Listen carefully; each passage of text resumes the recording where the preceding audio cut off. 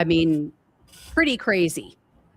Here's what they're saying in this article. This was from the Daily Beast. They said a former Russian military officer has appealed directly to Vladimir Putin, warning the Russian leader of an armed uprising if the country isn't told the truth about the war in Ukraine. In an Instagram video that quickly racked up millions of views on Thursday, Alexander Lunin addressed Putin, warning of very serious consequences if his demands were ignored. So this guy is a 39-year-old father of two, and apparently he is saying that if the in the near future he's not invited to go to Moscow to meet with Putin himself and speak with him, there will be attacks on the Kremlin. So these are Russians who are like sick of fighting? Okay. Yeah, well, I guess this guy was fighting, and then apparently he got kicked out of the army or something like that, and so now there's this faction within the military that asked him personally to like deliver this message, and he warned Putin. He said, if anything happens to my family, this will be the signal to launch this uprising.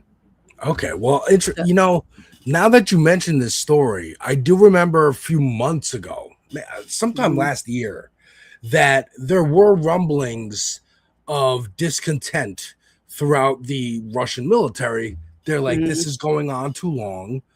Yeah, like we're not winning as easily as you thought, as you told us. And it's been 4 years. Yeah, and they're kind of like, whatever city they're in, they're like, this is my.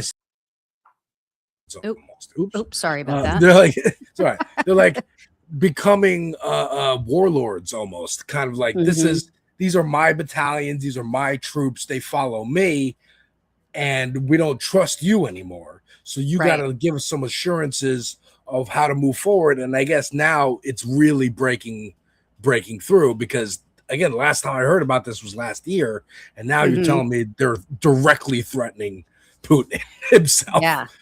Wow. Yeah. So I guess they went to this guy because of the fact that he had gotten kicked out, and they're asking him to kind of be the face of this. Right. And he's saying, people are pissed off. They want this to end. And like I said, if you don't end it, or at least, tell the Russian people what the hell is going on, we're going to attack.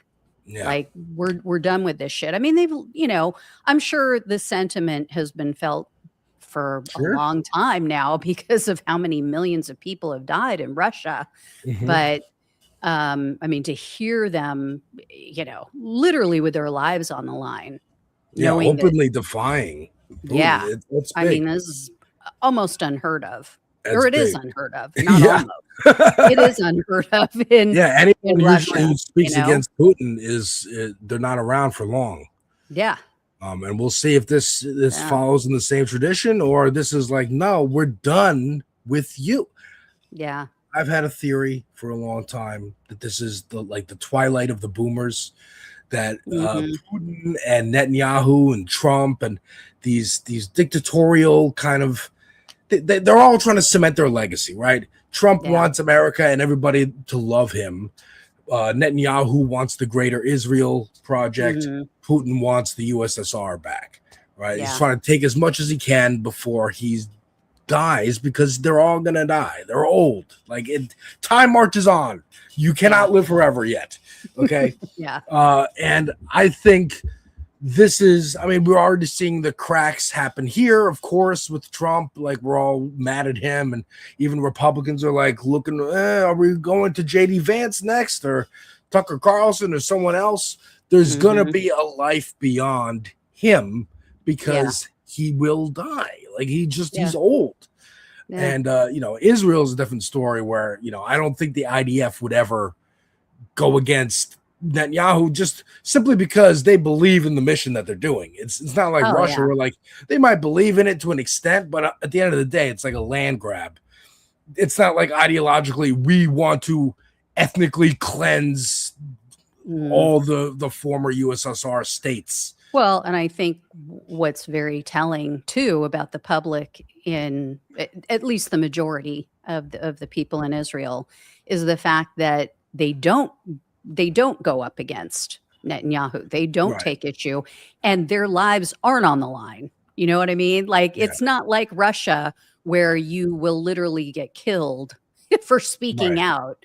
I mean, Netanyahu is a sick bastard, but at least he's not killing his own I mean, they'll people, they'll put them in you know. jail. They'll put their own True. people in Yeah. jail if they don't agree, and torture them and do all that Yeah. stuff. Yeah. Now we have some people trickling in. I Yep. think we should say officially hello, welcome, folks. Hello, everyone. Yeah, Gina thank had this you. great idea for Aunt Flo Fridays. Graciously invited me to be a part of it. So this is an idea that we're just gonna try every Friday and have a little like news wrap up of the week. So Yep. hello Etch, hello Natch, Yep. We got Todd, Dean. Hey, Dean. Dean, John Good to see Lithium, you. Rusty, We got someone, John, John yes. from Australia.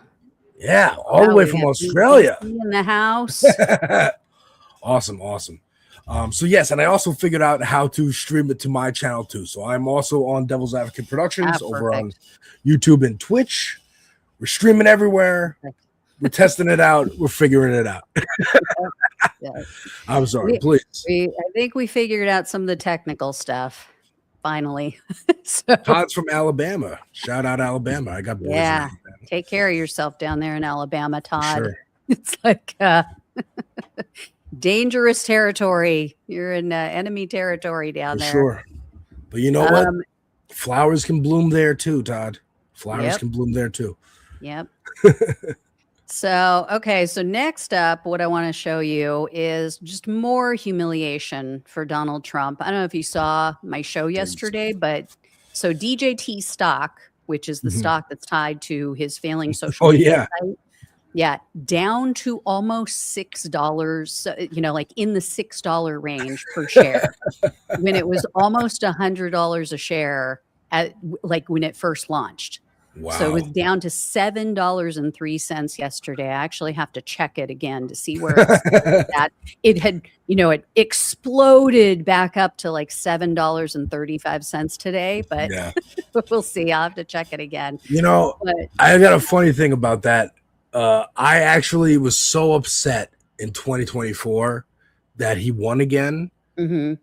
The next day, I was like, I was like so cynical. I was like, fuck it. The world wants Donald Trump. America wants Donald Trump. Fine. I'll invest in Donald Trump. I bought a little bit of that stock. Did you really? I bought a little bit of that stock because it was like at the time, I don't know, it was like $10. So I bought like 2 shares, $20 of it. Yeah. So I was like, I don't know, maybe this is the era of fascism and it'll last 1,000 years and it'll just keep going up and up and up.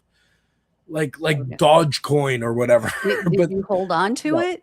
Well, it steadily went down over the last year or so. So at some point I sold it. But Dogecoin, I wish I held on because at 2024 it did spike again. So I could have made a little something if I held on to Dogecoin. But that also is going down, especially since Elon's not in the government anymore and Doge doesn't exist.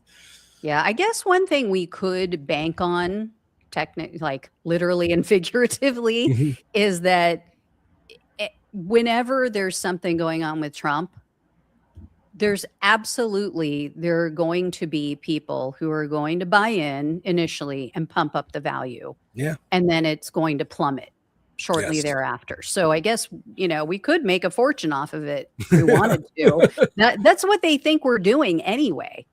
Like I see all these people talking about it and they're, oh, it's all these Democrats. They're short selling and blah, blah, blah. And they're all ditching it and it's like, do you honestly think that we are that obsessed with you that we're spending our time and hard-earned money trying to screw with you? If I knew how to do short selling, that might actually not be a bad idea. I'm not giving financial advice. I'm not a financial advisor. But that actually might not be a bad idea to try and short the Donald Trump stock. I know, right? But here, I want to show you his latest Oh, please. embarrassment. So this is so sad. So they lost electricity. I think this was just today. It may have happened yesterday, but the Daily Beast just published this article, and all of the food court area, like they have this whole food section, My God. just completely collapsed. All the ice cream is melting. This is And then the prices they're saying are like off the charts insane. oh, of course. Yeah. Of course And it's $20 for an ice cream cone. yeah. Or And then whatever. yesterday, I don't know if you saw, again, in my video of his humiliation, people were literally walking out as he was speaking. So, Oh, he had really? he kicked things off. I think it was on Monday or Tuesday. Kash Patel, googly-eyed Kash Patel, his girlfriend sang the national anthem. And then Trump was on right after her. And there was a bulwark. I don't know if the bulwark got it from someone else or they had somebody there, but somebody recorded people just streaming out like it was the end of a concert. And you That's could really hear funny. him still in the background droning on about, we saved 600% on Trump. Is this RX at the same on event medication. as the food stalls? Or is this a different event? This is a different day. Okay. Yeah. Because He it's going loves on his all week. rallies, man. It's like a whole week thing. Oh, that's so funny. Yeah. So I mean, people were like, okay, I've heard enough. I'm leaving. And then I guess the crowd size is not really great. And how we know for a fact that it's not good, like I've seen photos and I've seen videos, and you always have to question, like, okay, was this taken in the morning before everybody showed up? Or, could be like, sure, it could be manipulated, right? But how you know for a fact that it's poorly attended is the fact that he keeps posting about how great the crowd size is. That is how you know. Yeah. When a man keeps talking about how big their shoes are, that's how you Yeah. go. You know what? Have you seen how big my hands are? My shoe size? I'm like, oh, okay. Little guy. Donald Trump loves, sometimes when I say the name Donald Trump, I'm like, oh yeah, it's Donald Trump. It's the real estate guy. It's the guy from the 90s who was in Home Alone and Little Rascals. He had the reality show. It just dawns on you like, oh yeah, we're in this stupid timeline where he's the president.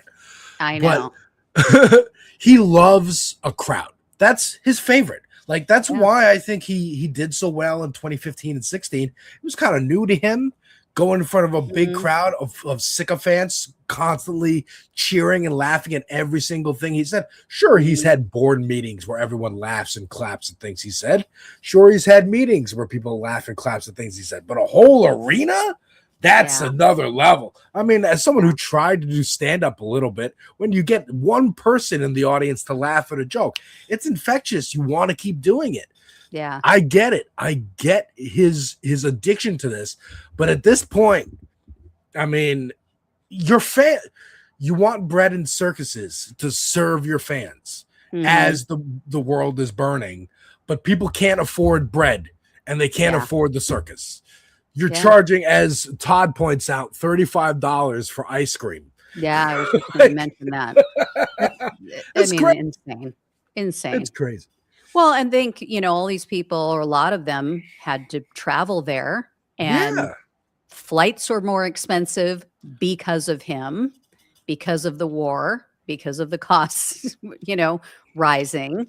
Accommodations are probably more expensive because it's this big Trump event, So like, even the people, again, you think to January 6th, who had time off on a weekday to fly across, and the money to fly across the country to Washington, D.C.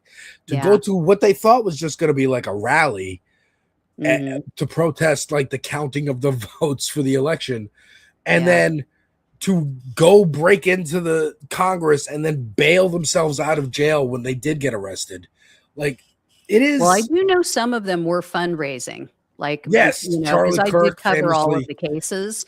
So I Mhm. do know, just based on messages and posts that were included in the affidavits and all of the documents that were shared, for their arrest, a lot of them were fundraising. They were on Facebook asking friends and family, "Hey, Okay. I'm headed. I'm a great patriot, headed to DC to fight for our country in this election," and blah blah blah. So Wow. A digital, I mean, GoFundMe really is like a digital tip cup. Hey, can you throw me some change so I can go yeah, protest the rightful counting of the votes? yeah, And yes, as Picklebell points out, 80 buses from TPUSA, mm-hmm, or I mean, yes, Turning Points yep, USA, Alex Jones and InfoWars back when he owned it and it wasn't owned by the Onion. Uh, and I yeah. think some The other Kremers, people. remember Kylie Kremer and her mother, and Yeah. yeah, they set people up, I believe, if I'm not Yeah. A lot of mistaken. people Like, they funded didn't Ben Shapiro also fund I don't stuff? remember. He If might have. I think I remember that he funded people going. I know Charlie Kirk did for sure. Yeah. Because I know he was very nervous afterwards when they were calling it an insurrection. He was like, I don't know what you're Mhm. talking about. Yeah. We were just going to tour Washington. I don't know what you're saying. Yeah. And then the last bit of news I want to share with you. Mhm. This is like, I don't know if you heard about this, but RFK Jr. just got busted big time Oh, for trying, if not trying, actually reaching out to libertarian candidates and encouraging them to drop out of races because they didn't want them to peel away, siphon votes away from the Republican candidates. And interesting. one of them got him on audio recording. So I Oh, actually have that. I'm going to play please. that for everybody right now. The next 2 years is critical for, an agenda that I would like to see. I don't want to be fighting subpoenas for the next 2 years instead of improving America's health. So for me, there's an immediate pragmatic reason for this phone call. And the question for you is not whether a Republican is going to solve any of the problems that you're dealing with, that you're concerned about, or whether you may be able to solve more problems in a different position. And in going in and winning 3 or 4% of an election. So that's just, it's a break. I admire what you're doing. I admire your idealism. And, but, ultimately you have to ask yourself the same question I did. Is it more important for me to run as an independent, make a point, or could I make an agreement that puts me in a position where I can make a real difference in people's lives? That's all. Oh. There may be something as you want to do in the federal government where you think maybe you can do more for people there than having a symbolic run and getting the Libertarian Party on the ticket next time, which are both admirable goals. So it's a personal issue. If you want to work with us, I will be your advocate. But, I'm not saying this is going to fix the country, because it's not. The two-party system is broken. That's why, I ran as an independent. But, at some point I made a pragmatic choice that I'd be more effective doing this than completing my election. So it's the same question for you. Okay, I completely understand your logic, and believe me, I'm very sympathetic to it. But I'm also just a Iowa boy, and I really have no idea. Like I said, I'm obviously not going to get a cabinet seat. I have absolutely no idea what kind of opportunities in Washington would be available to me. I've spent extremely small amount of time in Washington, D.C. Yeah. Well, um, I can't go into specifics because, there's legal prohibitions about that. If it's something that you want to work on together, there's other ways that you think you might be effective. Like I said, I will be your advocate. Wow. Yeah. Wow. Yeah. Well, I as mean, Natch put it, yes, the audio static comes preloaded for RFK. yeah, I saw that too. It's already Yeah, I a mean, staticky voice plus actual static. right. So Wow. he gives up the game there at the end. Well, I can't really go into specifics because that would be illegal. So here's what this all pertains to. So there's a libertarian candidate who you heard in there with him named Rick Stewart. This guy is running for Congress in Iowa, and he said, "quote He was very careful about the words that he used, but the whole implication is, you help us, we'll help you.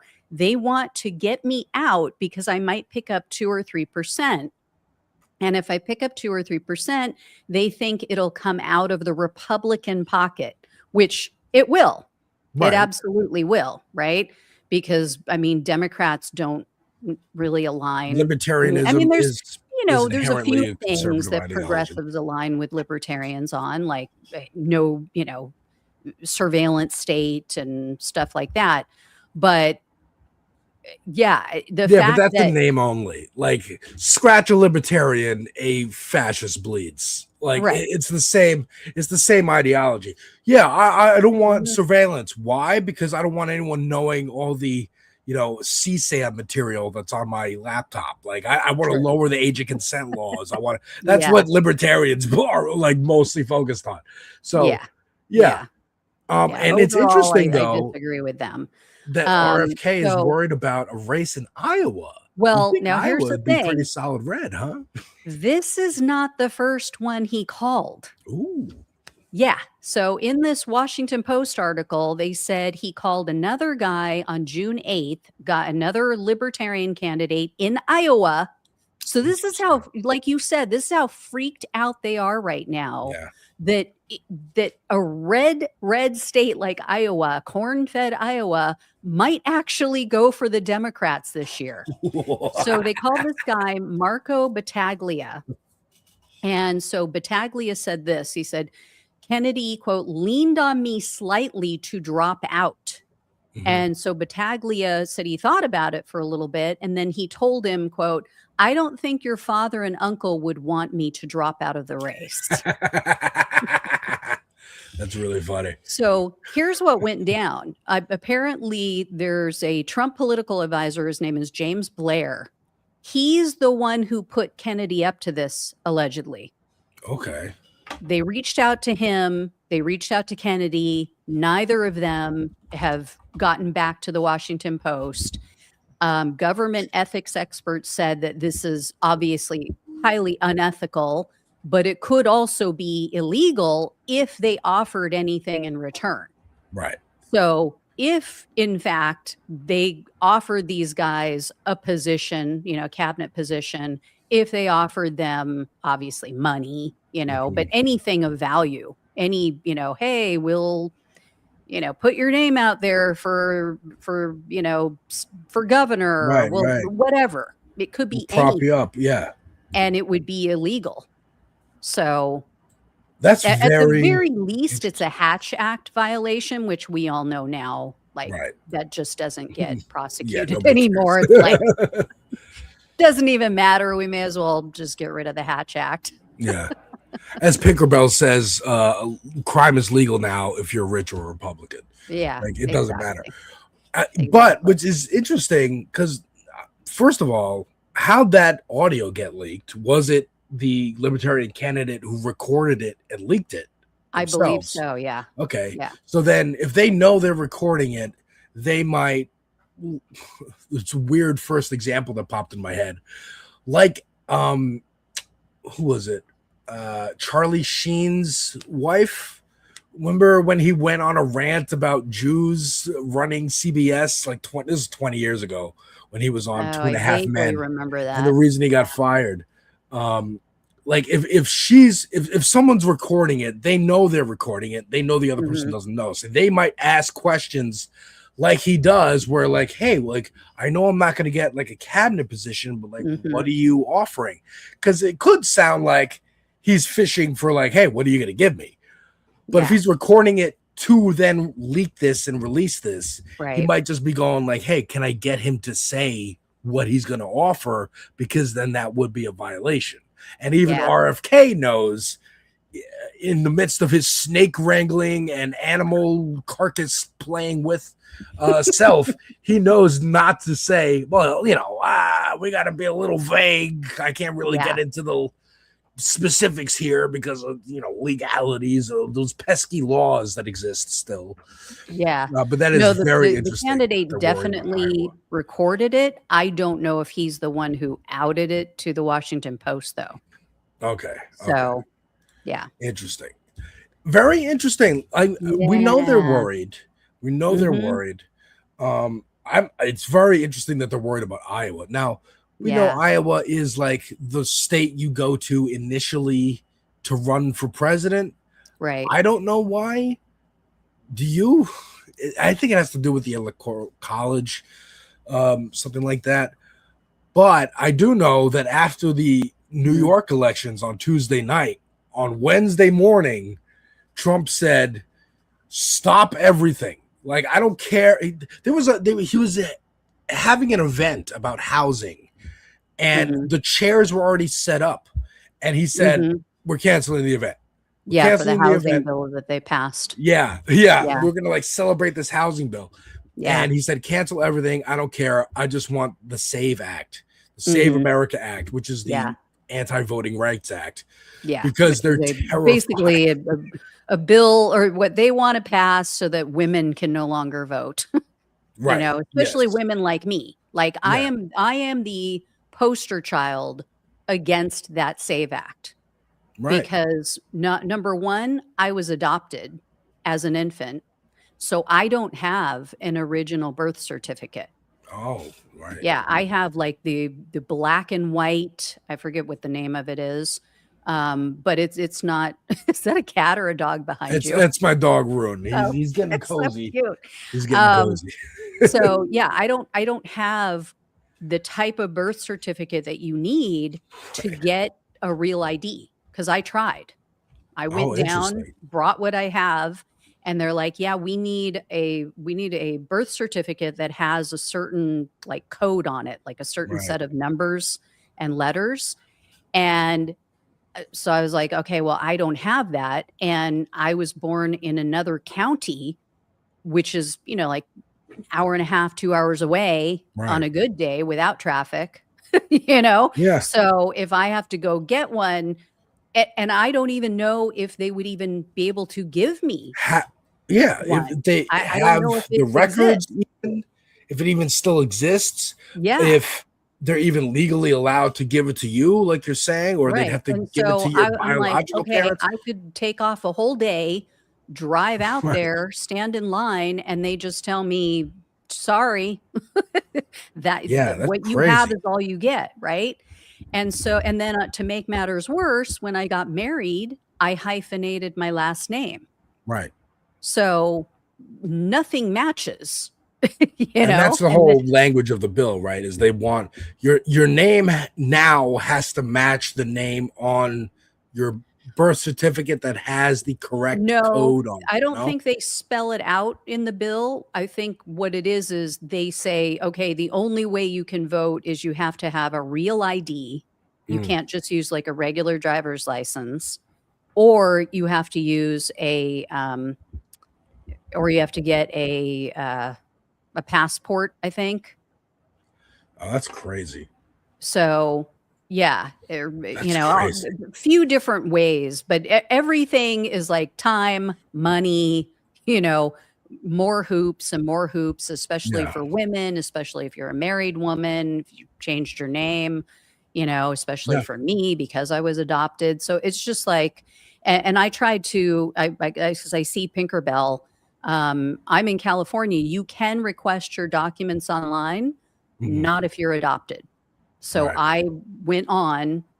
That's the first thing I tried to do because I saw when I looked up, trying to get a real ID, I tried to do this like literally just a year ago.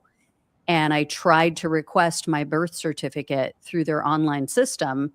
And they were like, nope, sorry, That's you're going to wild. have to contact the local office Yeah. and see what you can do. Because the crux of what this bill is yes, we want to like screw, maybe black people who can't have don't have birth certificates because of systemic racism and just paperwork that didn't exist then. We want to disenfranchise women, especially Mhm, because women don't usually vote for us, or mhm. they do. White women do typically vote for Republicans, Yeah, just in less numbers than straight white men. So what they right. want is the straight white man of the household to be able to vote. They've Mhm. been talking about that openly. Maybe Yeah. we should just have one vote, one household. The man Mhm, decides what the entire house is going to vote for. And we even had those I remember those ads when Kamala was running that was mhm. like a bunch of white people going to the polls and the women kind of like nudging each other, like we're going to go in there and vote for Kamala, and then when we come out, we're gonna tell our husbands, yes, we did the right thing for America, blah blah rah rah rah. Mhm. Basically trying to say, hey, women, your vote is your vote. Don't worry Right. about it. Like appealing to women in abusive relationships, Right. but but now the Republicans are like, well, no, you don't even get to do that then. How about that? Mhm. How about fuck you? How about no more voting at all? Period.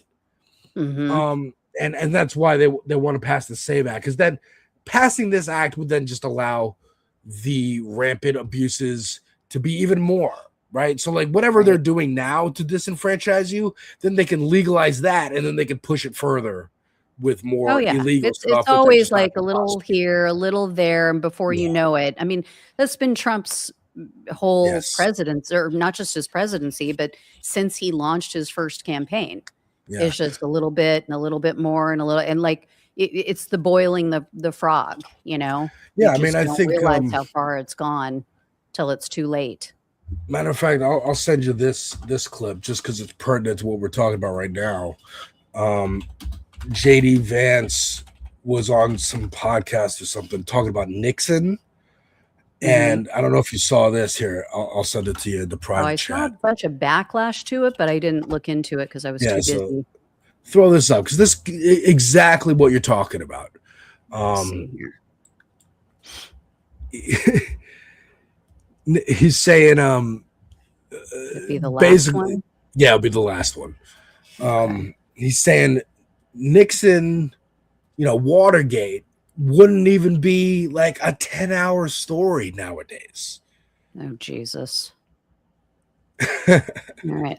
Let me see here. I have never shared my screen before, believe it or not. Really? When do you to throw up graphics? Yeah, I do screenshots and I preload everything. Okay. I do it Well, yeah. old fashioned way.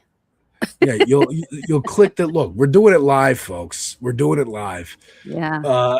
You'll click the little plus button that has the screen with the plus in it. Oh, no.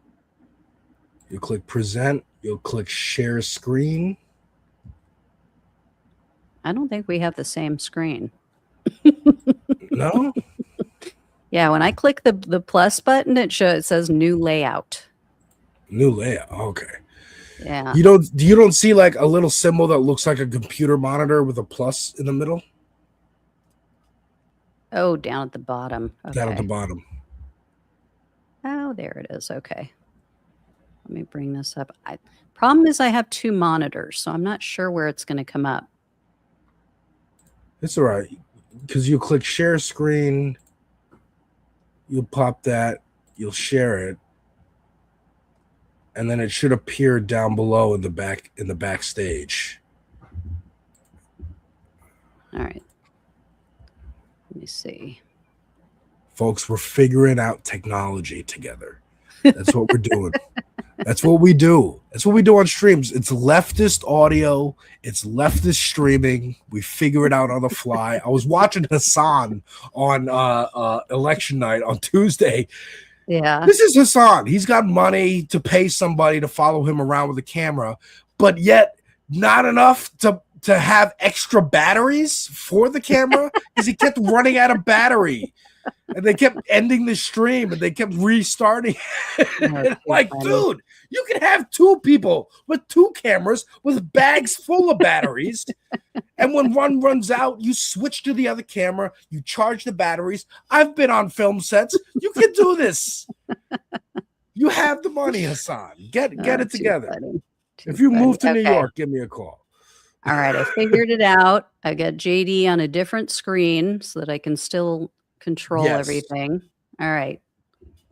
So here we go. Can you see it? Can you see him? Not yet. You're going to want to, there we go. There we go. Perfect. Yeah, turn the sound up. You got to, okay. When you share, there's an option for audio on or off. So you gotta like X this out, get rid of it, and then reshare it. And then there'll be an option, share a screen, also share audio tab. It's the bottom right before you click share. Or also share a system audio or something like that. Yeah, it's on. It's on? All right. Give it another shot. That's weird. Yeah, because I have it. But here, let me see. Okay, let me try it again.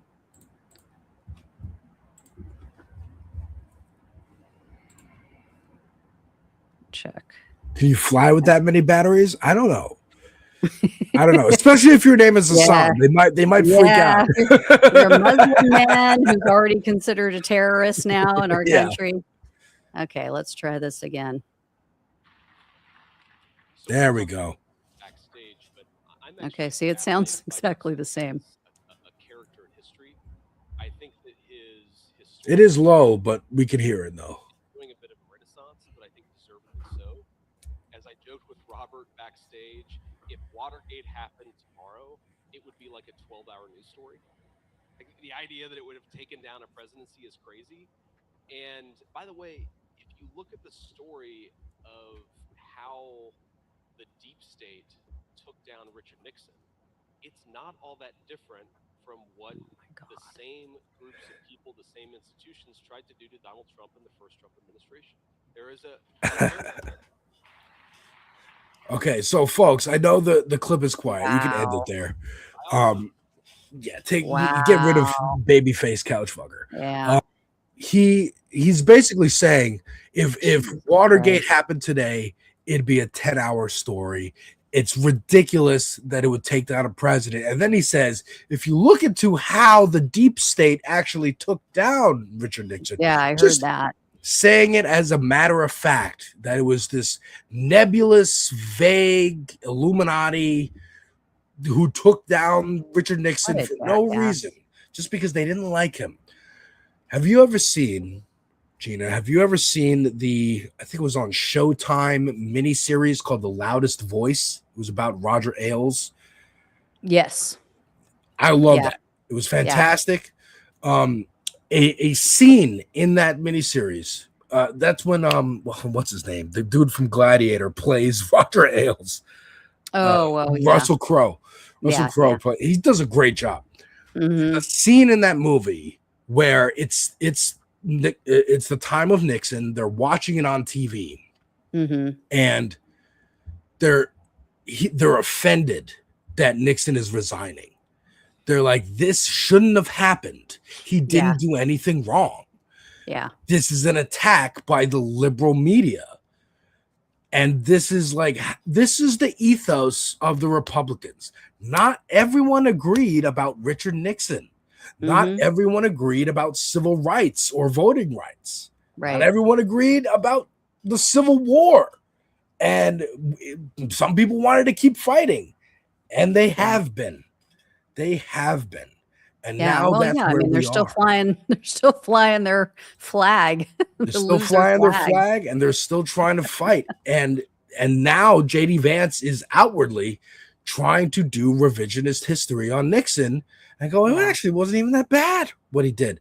And exactly to your point that you were making of why I even wanted to show that clip in the first place. It's the death by 1,000 cuts, just a little bit here, a little bit there. Also the fire hose of information. It's too much. Scandal this way, scandal that way. Which one do you focus on? Yeah. It's too much to even to pinpoint. And therefore now we can get away with whatever because there's too much for you to focus on. There's too much for you, too many lawsuits for you to sue. It's the same kind of mentality that like Facebook has or Uber or DoorDash, where I'm just going to create an app on my phone as a college student, computer sciences guy, and oops, I just created an entire taxi industry. But I'm not going to call it a taxi industry. I'm going to call it an app. And so I don't have to go through any of the regulations of creating a taxi industry, classifying employees as employees. They're users of my app. If they happen to make money, good for them, but they're just using my app. I'm an app creator. I'm not creating a national taxi service, which is what Uber did, or creating a national delivery guy service, which is what DoorDash did. It's what was the tech ethos of break stuff and ask for forgiveness later, because if you break stuff and people like it, then people like it. It's here. It's too late. Now everyone else has to adjust to you being here. If you ask for permission, they can say no. Right. It's also a very like rapist mentality in general. Also, which also goes into the ethos of the Republicans. It is a little rapey.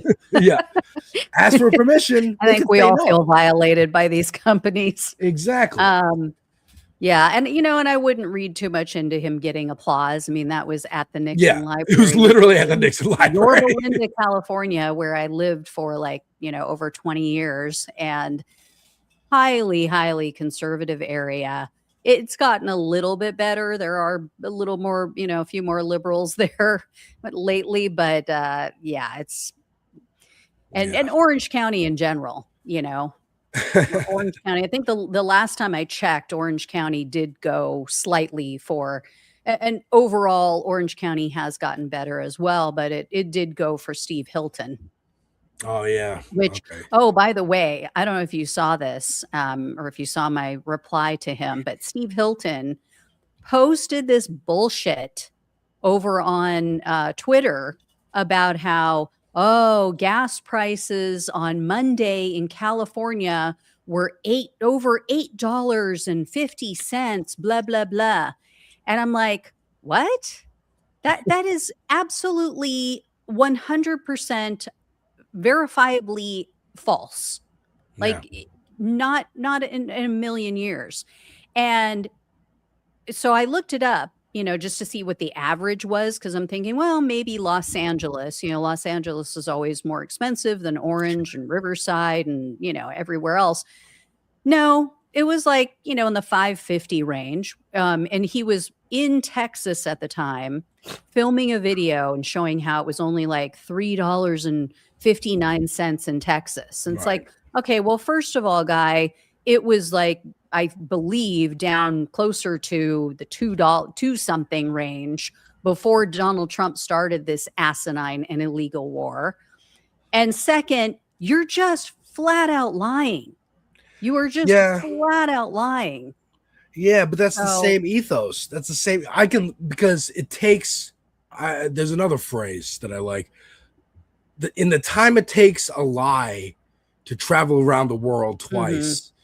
Yeah, the truth hasn't even gotten its The shoes right, on yet haven't or socks exactly. on yet or Yes, something. yes. Yeah, It's yeah. so much easier. I could just lie, and people will, and the story will get picked up by Breitbart and Daily Caller and Daily Wire, and then they'll be talking about it on Fox News, and then MSNBC and CNN will feel the need to respond to it, and Mhm. then that's the narrative. They just set the Yeah. narrative. They just Yeah. set the narrative by lying. Oh, yeah. But we can also set narratives. We can set narratives by telling the We truth. could if we were any good at it. I mean, progressives are, but There's some traditional people who are Democrats good are at it, not. and I think we should maybe transition to that. Let's play. Can you play for me the Hassan Deborah Messing Yeah, clip? let me find that one. It's the second one I sent. Oh, okay. All the way up there. It should say a queen in yellow. Oh, I see. Yeah. Okay. Because yes, we had an election here. Actually, I think there were elections across the country, but here in New York, the DSA, most of the slate won. Most Jeez. progressives around the city and state won. Mhm. And if they didn't, even in the losses, there were closing of the gaps. I like to point out to Lindsey Boylan, who I went and canvassed for, and who showed up on my show a couple times over on over on this space. Oh, But that's I have cool. a couple interviews with her on the space and Devil's Advocate Productions. Mhm. She ran for the special election for the city council. That's what I was canvassing for. She lost that election and then decided, you know what? I'm not going to continue running for the actual primary, which was on Tuesday. So she stopped her campaign. She wasn't campaigning. She wasn't barely tweeting. Mhm. She closed the gap. She was still on the ballot, though. And so when I went to vote, I was like, oh, cool. She's still on the ballot. Let me vote for her. She actually lost by less on Tuesday than she lost a few months ago in the special election. And she didn't even campaign. So even someone who wasn't campaigning and people who knew just name recognition of like, oh, that's the woman who stood up against Cuomo. She did better without even campaigning. Wow. So it really was like a wave of like the Mamdani momentum. Yes, the Knicks also just energizing people and whatnot. And just people wanting to be a part of this moment. It is just an anti-incumbent, anti-establishment moment right now. Yeah. I think, and here's the thing, here's why, and I obviously mainstream media, sometimes purposely, sometimes just because of their own ignorance and hubris, don't understand what's going on. I think people had a real awakening, even on the left, watching what Donald Trump has done over the last 18 months. And I don't mean that in the way mainstream media means that. I mean, people saw how much he was able to accomplish.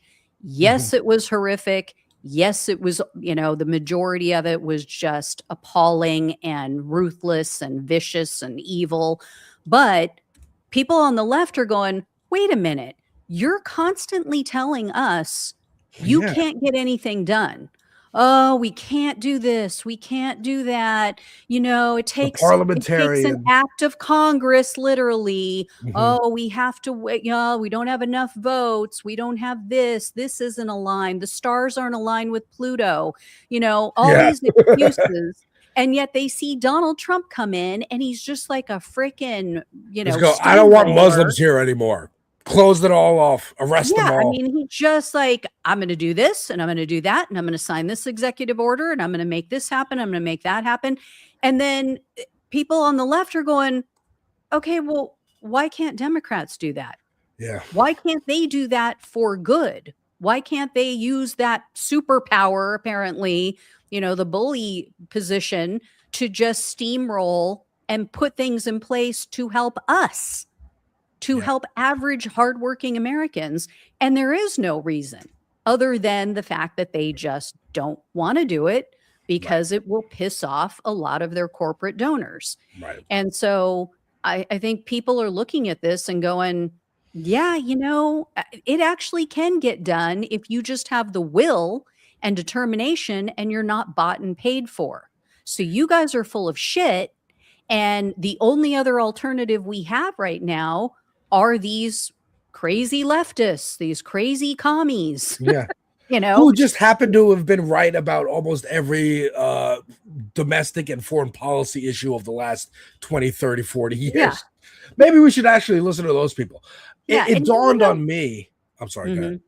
Oh, sorry. I was just going to say, and I would encourage everyone, like if you're talking to someone and they say, you know, oh, you communist this and socialist that, ask them, what is a communist? Yeah. And then just stop. Don't say anything else. This is where people go wrong in conversations or when you're having a debate. You will get more out of someone by not talking.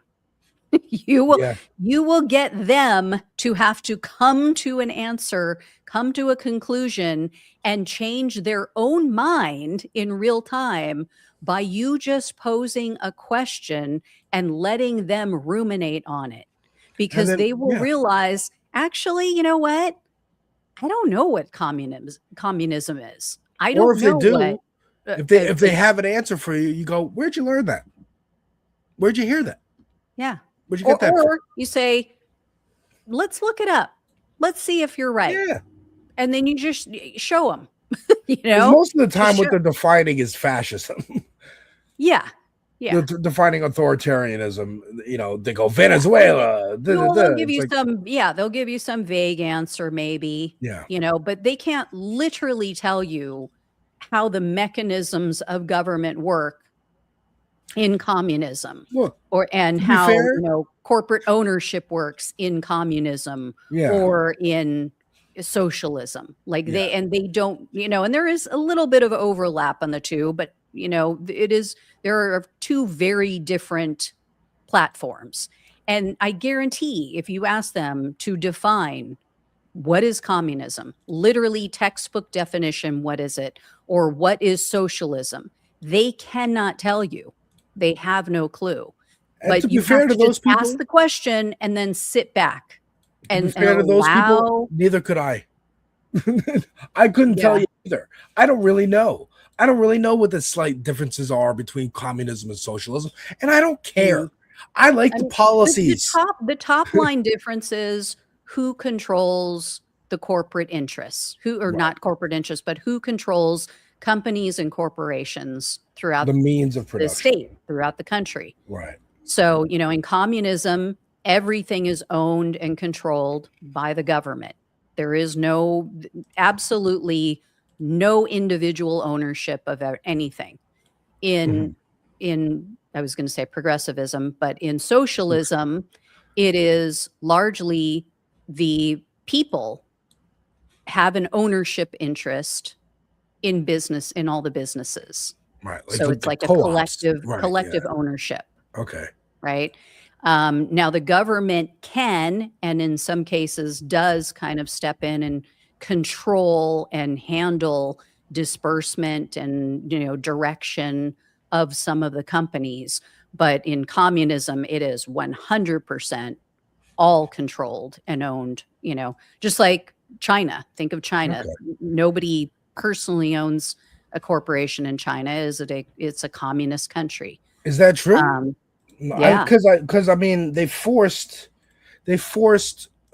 TikTok to be sold, right? But like China didn't own all of TikTok. It owned like a stake in it, or like Well, a percentage of that's it. the thing. Like they try to make it out like, oh yeah, no, it's up to the company. You know, it's all owned and controlled by the government. I mean, you don't put a foot out of line as a business owner Mhm. without the approval of the Communist Party. Okay, Without the interesting. approval of I didn't Xi. know. Yeah. Like Well, you know, you're they, not allowed to do anything. Like you could So, not yeah. just sell your company to an American in China.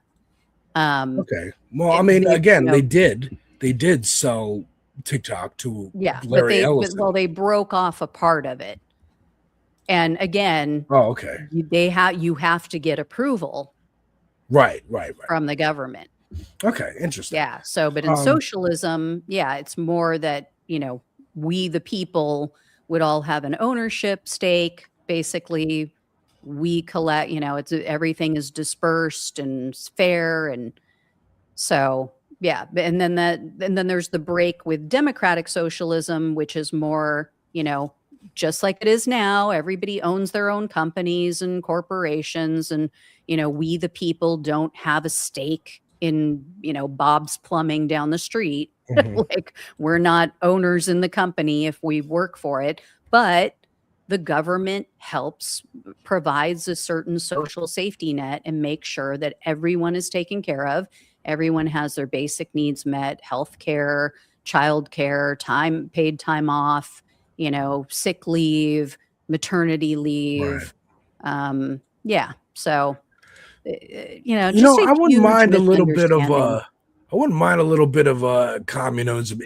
I've had this idea of Amazon, how Amazon started as an online book retailer and then somehow became online version of like Walmart, but also a movie studio and also a music platform and also a streaming platform with Twitch.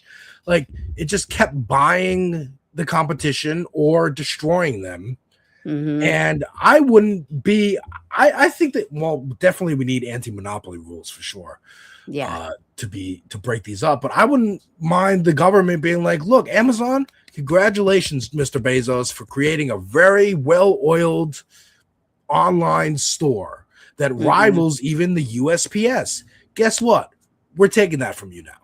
You can have a movie studio and a game studio and Twitch and music. You can be an entertainment industry. We are going to take over your website, Amazon. It's going to be the new like U.S. Post Office website where you go to U.S. Post Office. It looks just like Amazon. You can go to all the stores, fill up your cart, buy whatever it is, get it delivered. But now all those Amazon employees in the warehouses, they're all official government employees of the post office. They get health benefits. They get breaks where they can actually pee and go to the bathroom instead of peeing in bottles.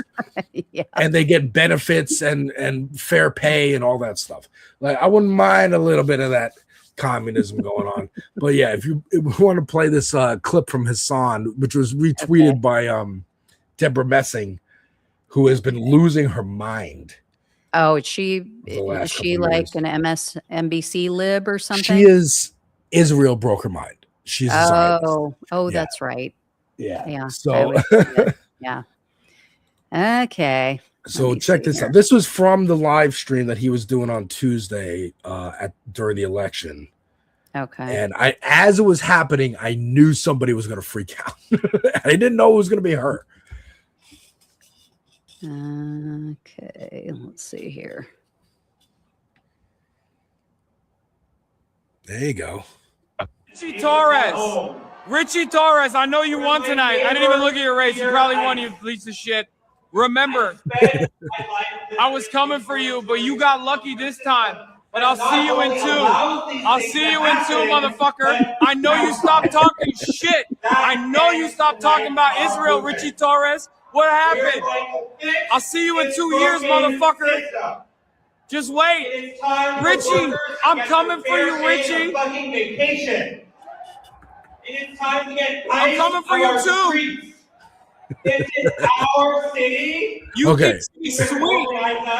Sit on that fucking seat for the next 2 years. So just pause it and leave it up.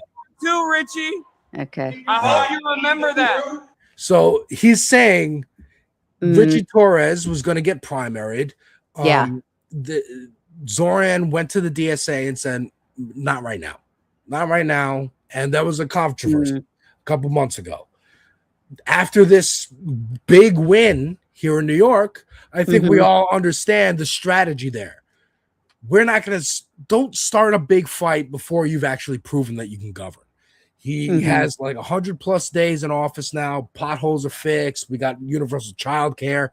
He literally yesterday just got the rent freeze that he promised 2 days ago on the 4th anniversary of Dobbs being overturned, Roe v. Wade being overturned.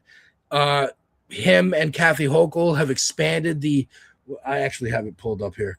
The New York On the anniversary of Dobbs' decision, Governor Hochul and Mayor Mamdani announced major expansion of the abortion access hub. So New York has an abortion access like website where you can get resources and find, your local providers, stuff like that. Uh-huh. They've now expanded this to be nationwide.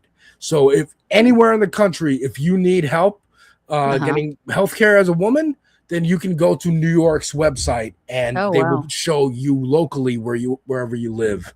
And help you do that. So again, just doing good governance is all he's doing. It's not even like spectacular. It's not like amazing and groundbreaking. It's just decent, good governance, and people are freaking out. And now Hassan is, he's like, hey, we backed off of you, Richie, right? And now, but in 2 years, you're up for election again. So we're coming for you. And Deborah Messing, her brain has been broken, is going to threats against a government official. Oh, trying my to tag the FBI, trying to tag God. the new NYPD. I mean, who needs MAGA when we have libs like this? With Democrats like this, who needs Republicans? Jesus Christ. You got MAGA turning us in. Oh, they're threatening Trump 86-47. And then Deborah Messing is jumping. I mean, Jesus Christ.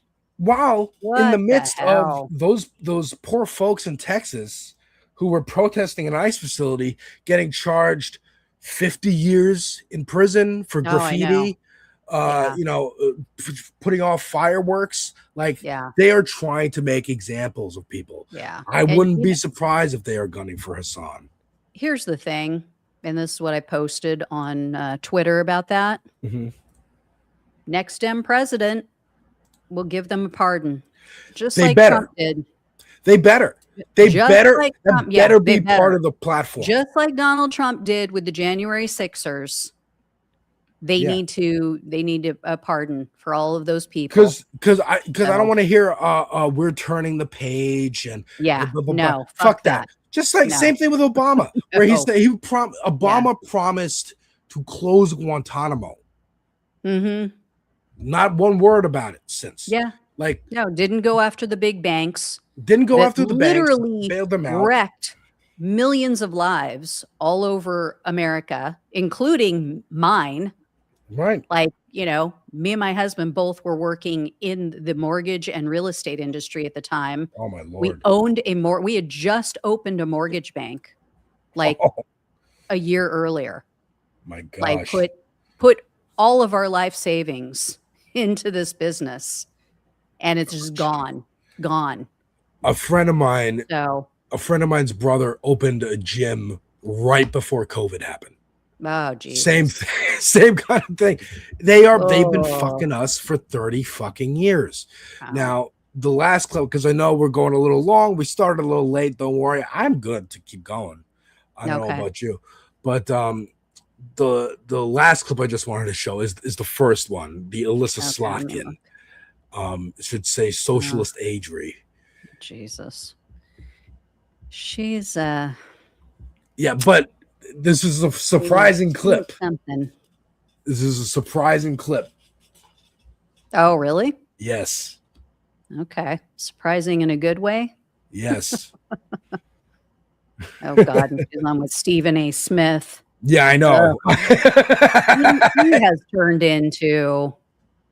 He's turned into Deborah Messing. I talk about this. What the hell happened to him? First of all, folks, if you don't know who I am, I'm Alex. I'm the Devil's Advocate. I talk about movies, music, TV, video games. Oh, yeah. On my channel. So sorry. Don't worry about it. We were so jacked up with our. I know. We're into it. We're getting. Come on. Proper introduction. It's on Flow Friday. We're flowing. That's right. We're in the flow. We're riding the white pony.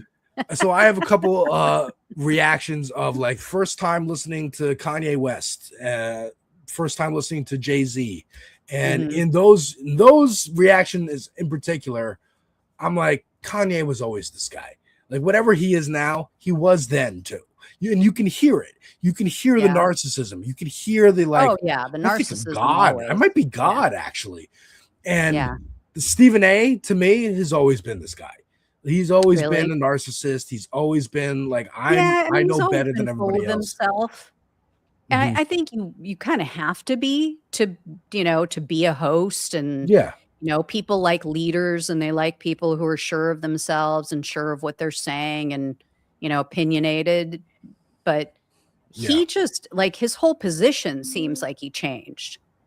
Like, he used to be so anti-Trump, it seemed, and then now he's just like, yeah, well, he's not that bad. Yeah. But so did MAGA's okay.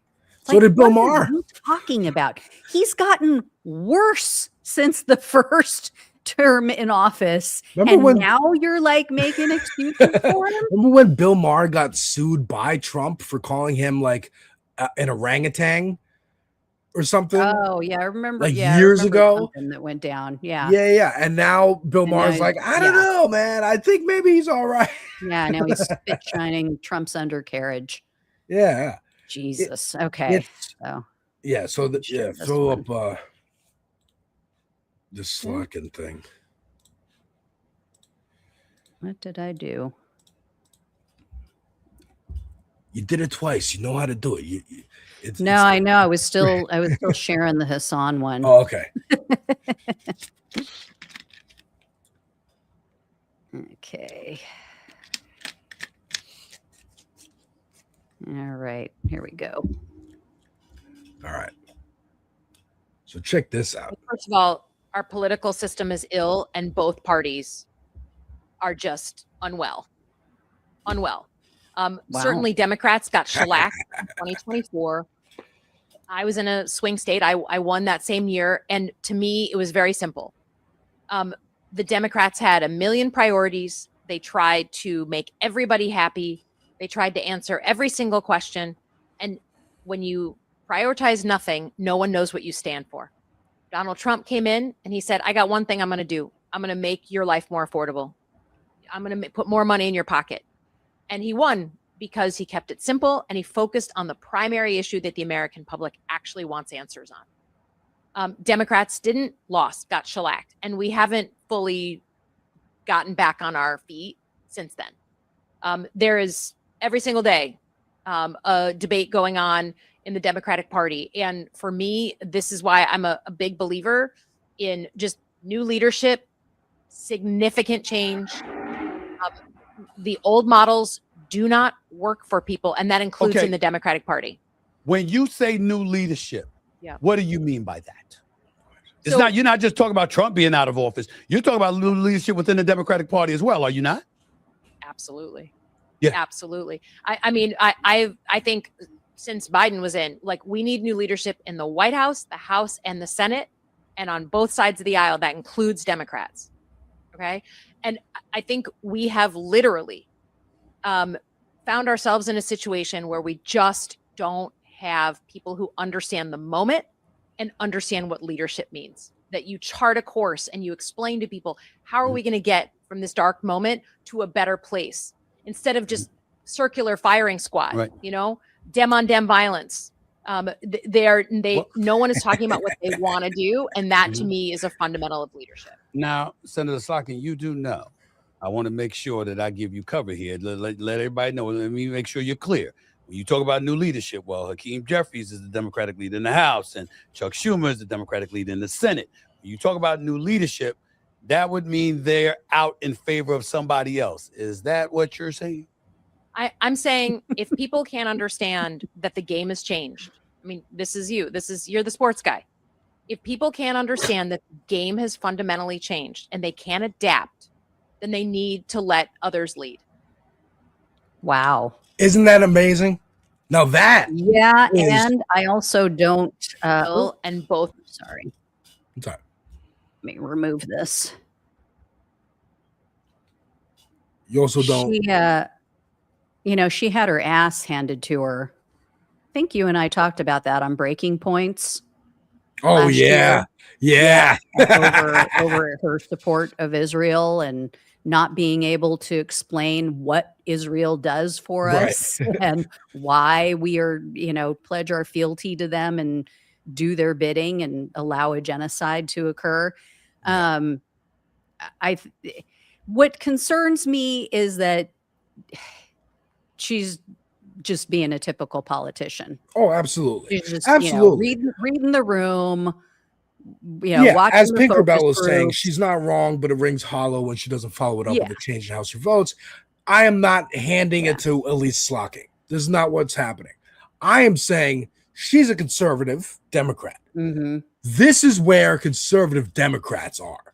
They're Yeah. pissed. They're like, because even Or they're at least finally trying to- accurately calling out the issues in their own party. they don't mind getting beaten by Republicans. We've seen that time and again. Mhm. They love getting beaten by Republicans. Might be a Yeah. fetish for them. They hate getting beaten by progressives. Then they wake up. Yeah. Then they go, "Oh, there's a problem." So true. Then they, That is then such they a go, good point. we got to Yeah. figure something out, because Yeah. otherwise we're going to keep getting beaten by progressives, and we're going to lose our party, and we're all going to have to go join the Lincoln Party or the Republican Party or something else. And Yeah. I say good. I say Yeah. good, good, good. You should Yeah. be scared. I hope you keep talking about getting rid of Chuck and Hakeem. I think she's doing it because, of course, she's a self-serving piece of crap, like all of these establishment pieces of shit. She wants to be leadership. That's why she's saying we need some new blood. I'm not saying me, but I could be. I won in Michigan. It was a swing. But I just love that this is what this conservative Democrat is saying to this conservative radio show host, that we need to get rid of leadership.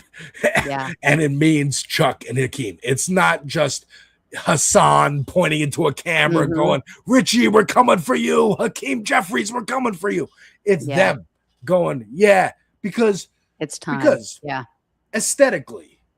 aesthetically, from an audience standpoint, I was talking with our good friend Lumen, fellow This Space host, on Wednesday night. Matter of fact, our entire coverage is up on This Space if you want to go watch that. It's 2 hours. We were talking about how I just lost it. We were just talking about how they want to get beaten by Republicans. They're terrified of progressives. They're terrified of actually having to govern and deliver for people. But in general, just like people who aren't paying attention to politics, they saw in 2016 this big upset. Everyone expected Hillary to win against the clown that was Donald Trump, and it was a big upset. Oops, he won. What are we doing? What are we doing? We're saying it was Russia. It was Russiagate. We're saying he's illegal, and we're going to have lawsuits, and Robert Mueller is going to get him one day, and he's going to end up in prison like the end of The Godfather, and they're all going to go to jail. Or we're going to show up to Washington in our pink hats, and we're going to march and show how upset we are. After 2024, there was none of that. There was no copium. There was no, it was just, I don't know, I guess we'll sell CBS to one of Trump's friends. I guess we'll, fire Stephen Colbert. I guess we'll do this. They capitulated, and whatever, pink hat wearing Democrat resistance libs were like, where's the resistance? There is no resistance this time. I guess it's just bowing, and we don't like it, and they don't know where to go. So now there was a lot of just acceptance that I saw on mainstream media after Trump's win in 2024 of well, I guess this is where the country wants to go.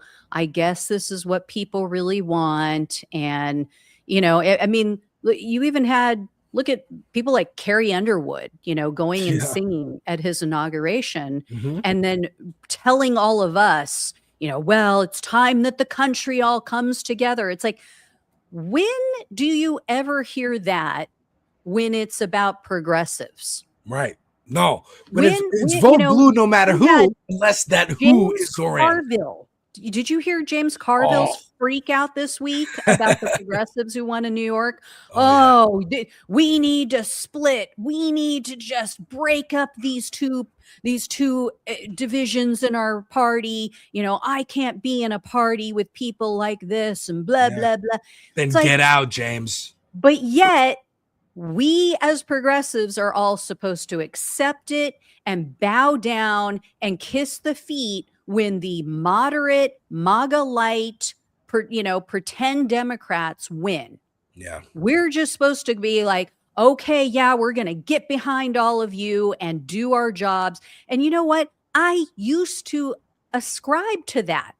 Mhm. This is the funny thing. I don't know if I ever told you this story, but back when Donald Trump was first running, in 2015, I was at that time, I had written my book. I was speaking at a bunch of different vegan events. So I went to this event, and this was right after Donald Trump won. And there was this young guy there, and it was a hardcore, still is hardcore progressive. I thought I was pretty progressive, but I think at the time I was more of an MSNBC liberal. Mhm. Used to watch it, every night. Rachel Maddow, listen to the podcasts of other shows. Yeah. So I'm listening to this guy, and he's saying, yeah, I didn't vote for Hillary. And because I voted for Bernie. I was a total Bernie bra. Yeah. I was like a total Bernie chick.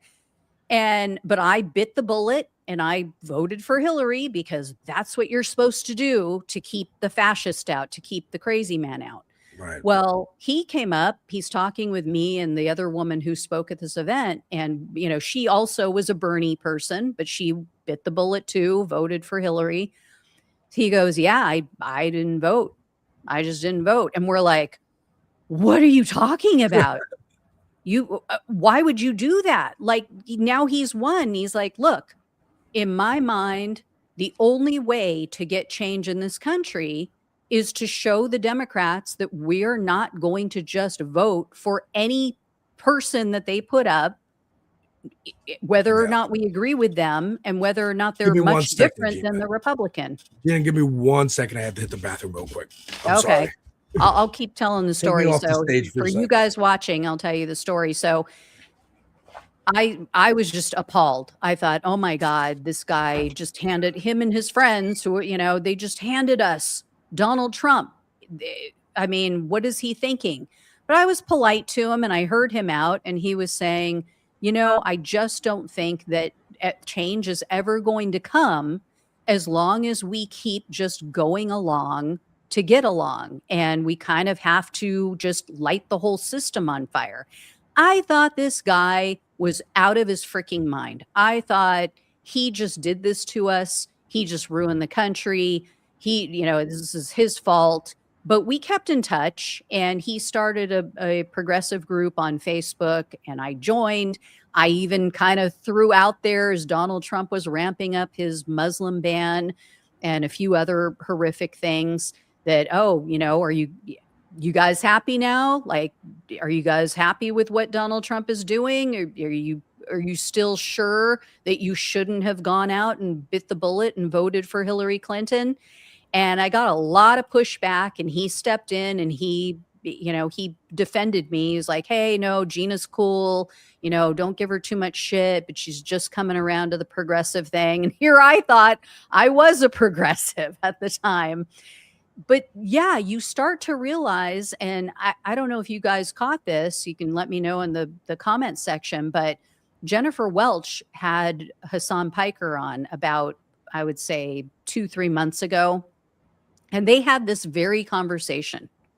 And he asked her, because she's always just votes blue no matter who, does what I did in 2016, bit the bullet, voted for Hillary, bit the bullet, voted for Biden, even though she was more of a Bernie supporter. And he said to her, do you think that makes the Democratic Party take your vote for granted?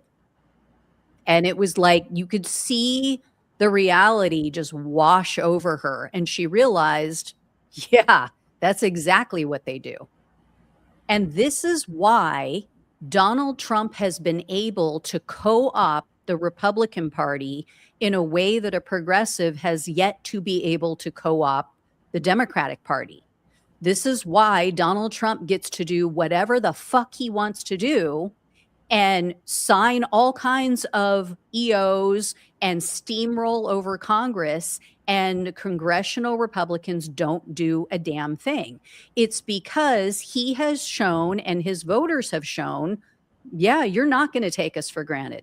We will hold you accountable.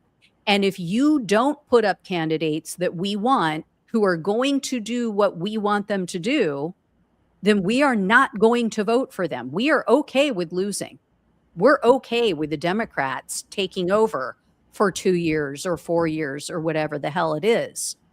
On the Democratic side, we could use that same power for good. They're using it for evil. We could use it for good. We could use it to put somebody in charge, like a Bernie Sanders, who will actually implement things that will help the American people. Paid leave, paid time off for when you have a child, paid child care, like what Zoran Mamdani just did in New York. The New Yorkers are just in love with him now. You could have universal basic income. We could have all these social safety nets. We could have Medicare for all or some sort of universal health care program. But we have to be able to shoot the hostage. We have to be willing to shoot the hostage. We have to be willing to say, you know what? Okay, you want to keep serving us these slop candidates? You want to keep giving us Gavin fucking Newsom's, the guy who right now is fighting against a billionaire tax. I just saw Ro Khanna this morning. He was on Breaking Points. And Ro Khanna said he has had conversations with Gavin Newsom, and Gavin Newsom is against a billionaire tax here in California. He is standing in the way of it, fighting against it. So, that's who he is. He is always going to side with the billionaire class. He's always going to side with the big money donors. He is just the typical corporate Democrat who's never going to be for progressive values. And he pretends, he nibbles around the edges and he pretends, hey, Alex, welcome back. Hey, sorry, I had to run out. Yeah. No so, worries. But yes, I was watching the whole time. I used to think like that. I was Jennifer Welch. Yes. I 100%, we were on the same track. Like, don't rock the boat. Don't, oh my God, you have to go and vote because I'm so afraid of who might get in. And then look at what happens. We end up with Donald Trump twice anyway. Yeah. And I think the point you were making, because I was watching the whole time. I'm sorry, folks. I had an emergency. I had to come back. Now, I think the point you were making about, we have to be willing to shoot the hostage. I think that's the crux of, I think there was an argument between Sam Cedar on the Majority Report and Jimmy Dore, who used to be on TYT, it's a stand-up comedian, terrible comic. He was saying in 2016, don't vote for Hillary. I hope Trump wins because then if he does, it'll make everything so much worse that then we'll have like Bernie in 2020. And, he was wrong. Sam also brought up the idea of like, well, what if, Supreme Court justices die? And he said, well, that's as likely as the moon falling into Lake Michigan. And then we had 3 of them leave and Trump replaced 3 of them. Now, the argument of voting for Hillary, just holding your nose and voting for Hillary, I understand. If that's what's in front of you, that's the only option. It's between this or this. It's between eating. I mean, Nina Turner put it in a great way. Yeah, do you want to eat a full plate of shit or a half plate of shit? Yeah, I think she said a shit sandwich. You're going to eat shit either way. It's going to be a full plate of shit or a half plate of shit. Which one are you going to do? I get it. But up until the point where you have to sit down at that table and eat that plate, you can try as many ways as possible to not have to sit at that table and eat that plate of shit. Just like that conversation you were talking about with Jennifer Welch and Hassan. Now, I kind of see you as the California Jennifer Welch, and I kind of see me as the New York Hassan. I know, inflated ego. But we're kind of on the same page here, where I think maybe Jimmy Dore devil's advocate. It's the name of my my brand. Maybe he was right. Maybe he was right but after 10 years, because it's been 10 years of, like 2015 the dude came down in the escalator, so it's been 11 years actually of him being in our face all the time. Here's what I think. Mm-hmm. I think the reason Trump got away with it the first time and people didn't realize it was so bad was, number one, he was riding Obama's coattails on the economy. Yeah. We had, by that time, the economy had come out of a tailspin. We were on an upswing. So people didn't realize. Two, COVID saved him because everything shut down. Yeah. So if it had been able to proceed, and three, he had decent people around him at that time still who would tell him no and stop him from doing all of the asinine things that he's now done in this second term. I wouldn't say decent, but I would say like more clever people. More logical and legitimate, and they knew what they were doing. They knew how to do the evil shit in a more effective, undercover, subtle way. Yeah. So it's not as blatant as Elon literally walking into a government building and unplugging they weren't willing to stuff. let him just do evil and illegal things. They weren't willing to just let him burn the whole thing down, upend the entire global economy on a whim. They were willing to stand up to him. They understood enough and were knowledgeable enough to know, if he does XYZ, it's going to lead to catastrophe. And these people that he has now are just the biggest freaking morons on the planet. Yes. So, and they're the biggest kiss asses. So they just let him do whatever the hell he wants because they don't, they want to. Because they're not letting him. They're there at his behest. Yeah. And they're all grifters too. And they want to get their little cut, and they're making money off of all the insider trading and all the other crap. But I think that's why he got away with it the first time. Mm-hmm. Whereas this time there is no cover. And I said the day after he won the election, he's going to have to show his work this time because the entire government is Republican controlled. Mm-hmm. So whereas in the first time, it wasn't this bad. Republicans weren't willing to just bend over for him like they are now. That was another factor. But here's the thing, and I did see someone in the chat say, accelerationism doesn't work in their opinion. Mm-hmm. I used to be of that mindset. I'm not necessarily an accelerationism, proponent, but here's what I think. I believe I know this based on what we've watched over the last 10 years. If we keep putting up these milquetoast, feigned helplessness victims, like we see, like these corporate Democrats who don't want to upset. And somebody in the chat said, "Lady, do you think you could do better?" Yes, I absolutely do think I could do better any day of the week. Any fucking day of the week. I would do exactly what Donald Trump has done over the last 18 months, but I would do it for you. I would do it for the American people. I would do it to help people, not hurt people. So that's the difference. But thank you for the question. Anyway, here's the thing. These moderates and these corporate-owned Democrats do not, thank you, Pinkerbell, Gina 2028. So they are making the issue worse. They are actually turning people toward Donald Trump because they don't do anything for the people. They don't help people. They don't make their lives meaningfully better, substantially better in any meaningful way. And so what ends up happening? People get more and more desperate, and they are willing to go for the fascist.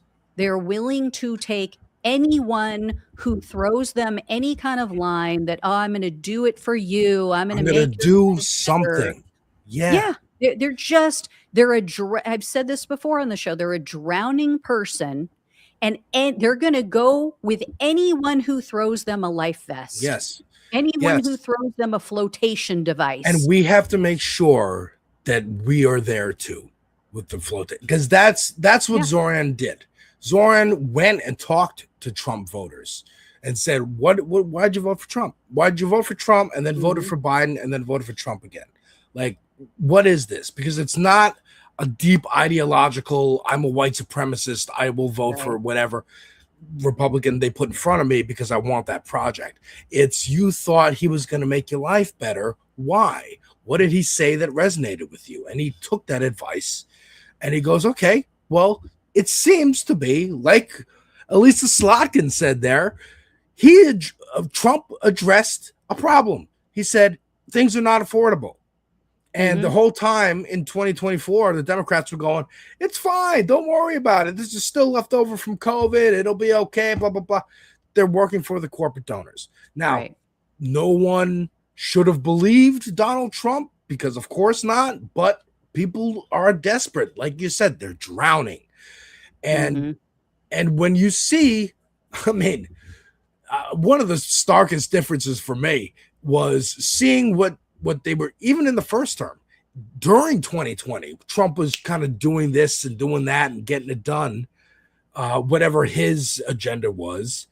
But then Biden gets in, and one of the first promises was student debt. It was student debt. It was raising the minimum wage. And they said, well, the parliamentarian said we probably can't do this. And the parliamentarian is not an elected official. It's literally just a person who like advises whether a bill might be able to get through or not. And they said, well, they said it, so we can't raise your wages. Sorry. And if you contrast that with anything Trump has done in the second term, if you contrast what George W. Bush did in his 2 terms, they started 2 wars because Donald Rumsfeld and Dick Cheney and George Bush wanted to. They just wanted to. They wanted to get, I mean, Bush, you know, there's theories that he wanted like vengeance for the Gulf War. They wanted to finish what they started there.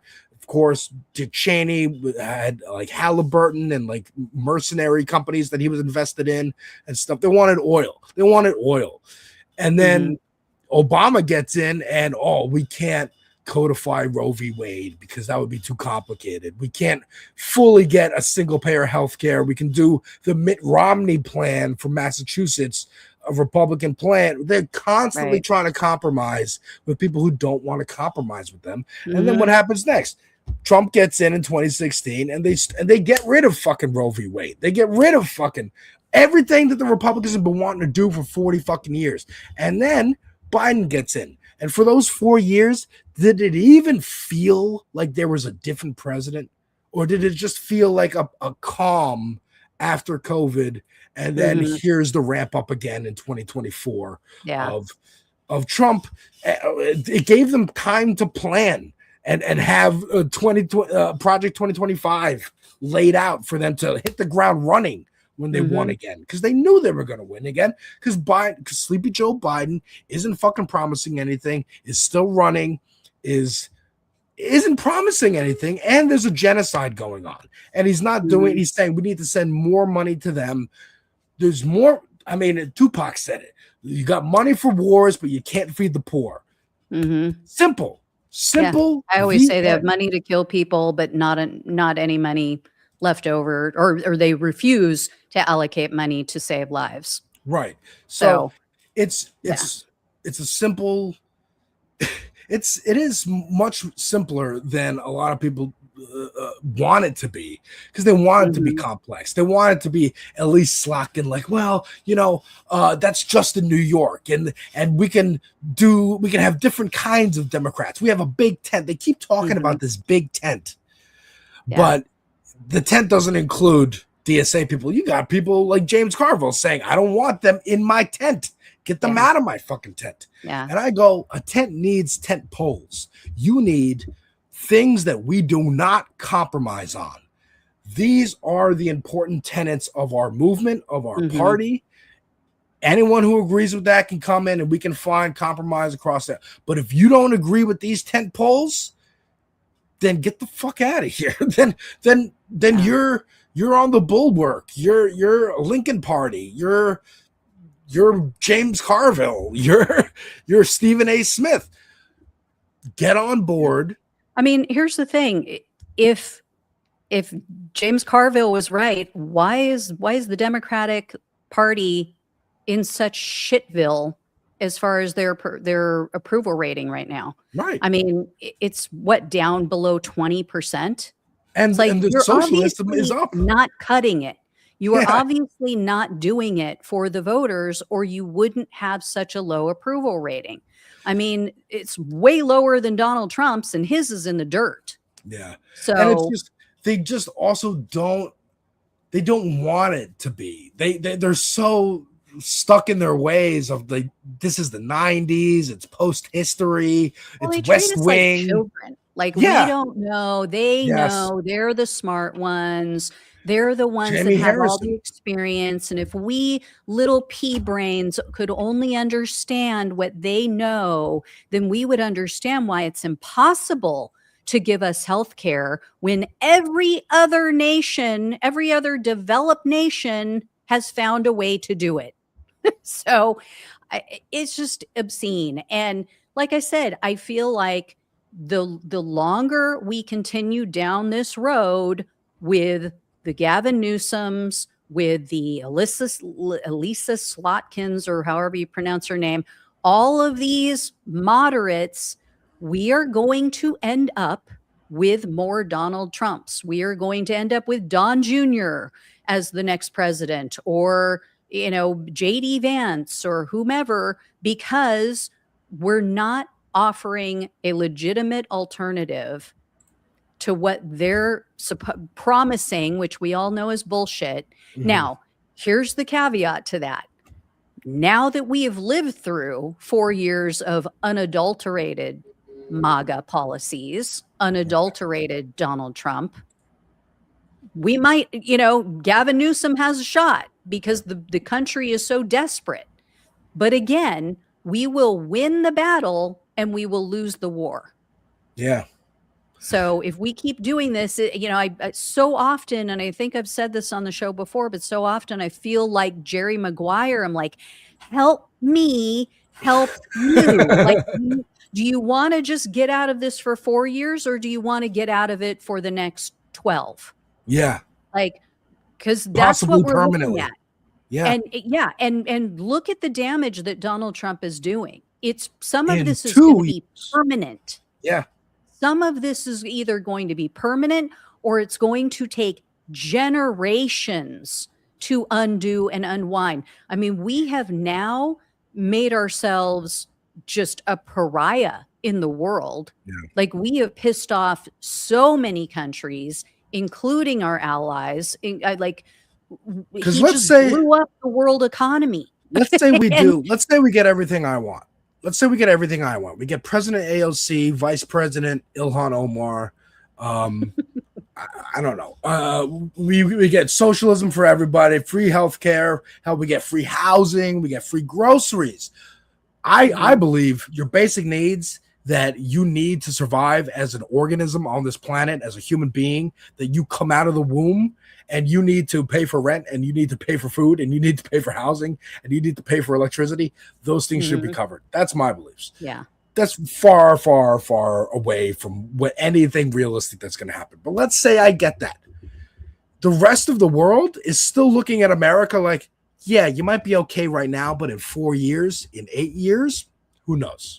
Because we're schizophrenic, we're bipolar. We keep going back and forth between, it's okay to you better watch the fuck out because we might nuke you, and we can't, and they just don't trust us anymore. They need a more reliable partner. We need to be a more reliable neighbor for the rest of the world. I like the way Zoran's saying this. A lot of progressives have been using the word neighbor, and I think that is a good way to look at everyone. We all are neighbors. We all live on this rock. We're all germs on a rock in space. All right. We're all organisms on a rock in space. We share this rock. Right. We're either going to learn to live with each other and share the rock, or we're going to blow each other up. Yeah. And the rock's going to be barren. Hell, the rock's going to be barren regardless in a couple million years when the sun starts to expand and the oceans boil and become acidic. I'm a science guy, but are we going to achieve the Star Trek future and be one planet? We all are united in this shared humanity and explore the stars, or are we going to be a backwards planet that eventually just decimates each other with war, and we are living in some Mad Max, Last of Us type future, and then that's it, and we dwindle and That's die. where we're headed with AI. People And don't pull their heads out. Once again, AI also, Yeah. like they the AI billionaires really think that, like, oh, we'll have AI to be our, servants at our resorts and our private islands where we do Epstein stuff. And everyone else will either be a worker who is happy to be a worker, or you're going to be in jail and you'll be a worker because you'll be a slave. And you'll be in jail, and we'll license you out as a prisoner to different companies to work warehouses or whatever it is. That's the plan. That's the goal. Not to sound like SNL's version of Tucker Carlson. That's the goal. That's the rule. But that is the goal, and we got to save it. We got to stop this. And I think, again, Democrats are not offering anything but Cory Bush, not Cory Bush. We love Cory Bush.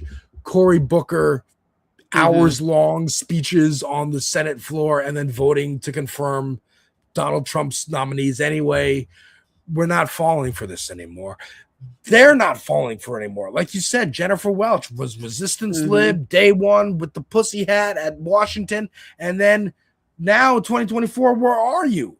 Where's Rachel Maddow? Where's the feeling that we can fight back, that we could fight back? This fake fighting back, they never really did, but they didn't even pretend anymore. Like you said, they just acquiesced. I guess he's here.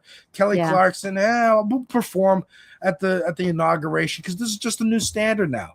And I think in the last year, was Carrie Underwood, not Kelly Clarkson. Let's not slander besmirch Kelly Clarkson. I don't her. mean to besmirch Kelly Clarkson. I want to address a comment we got here from Shari Kitts, who says, we'll never vote for a Democrat again because they're pushing these communism and absurd policies. So Shari Kitts, please tell us in the chat what communism is.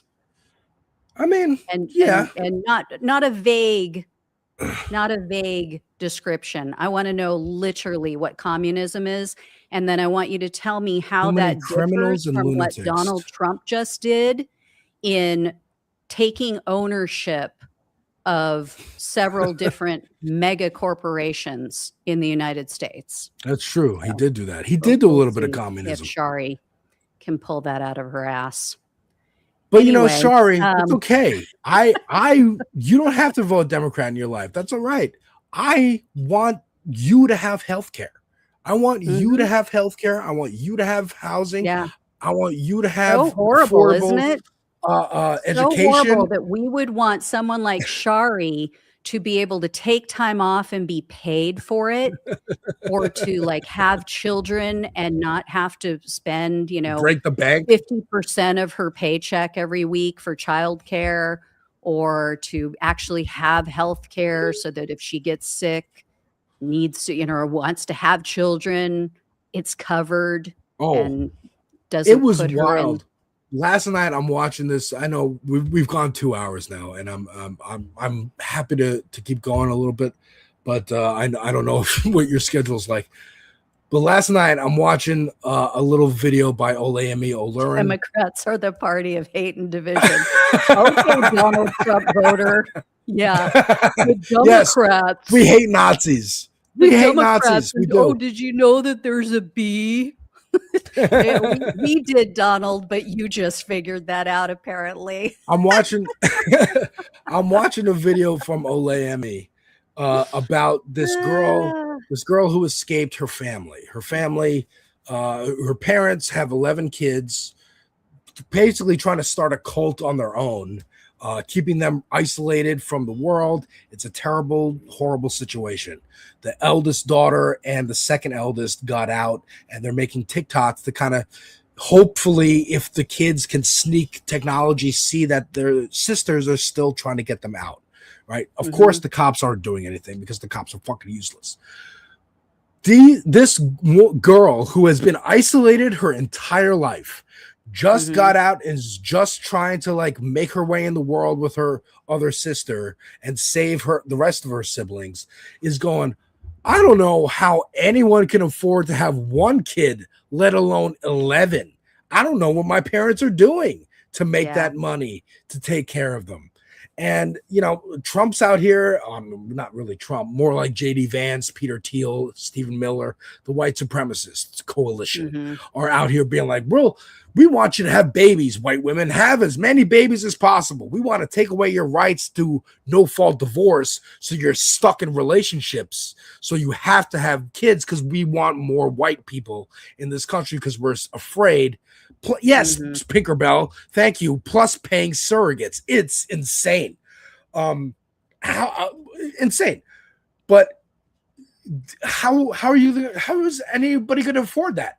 How's anybody going to afford the babies you want them to have, Stephen Miller? How's anyone going to afford the babies you want them to have, J.D. Vance? And J.D. Vance, your wife's Indian. Are you not polluting your pure white bloodline? Yeah.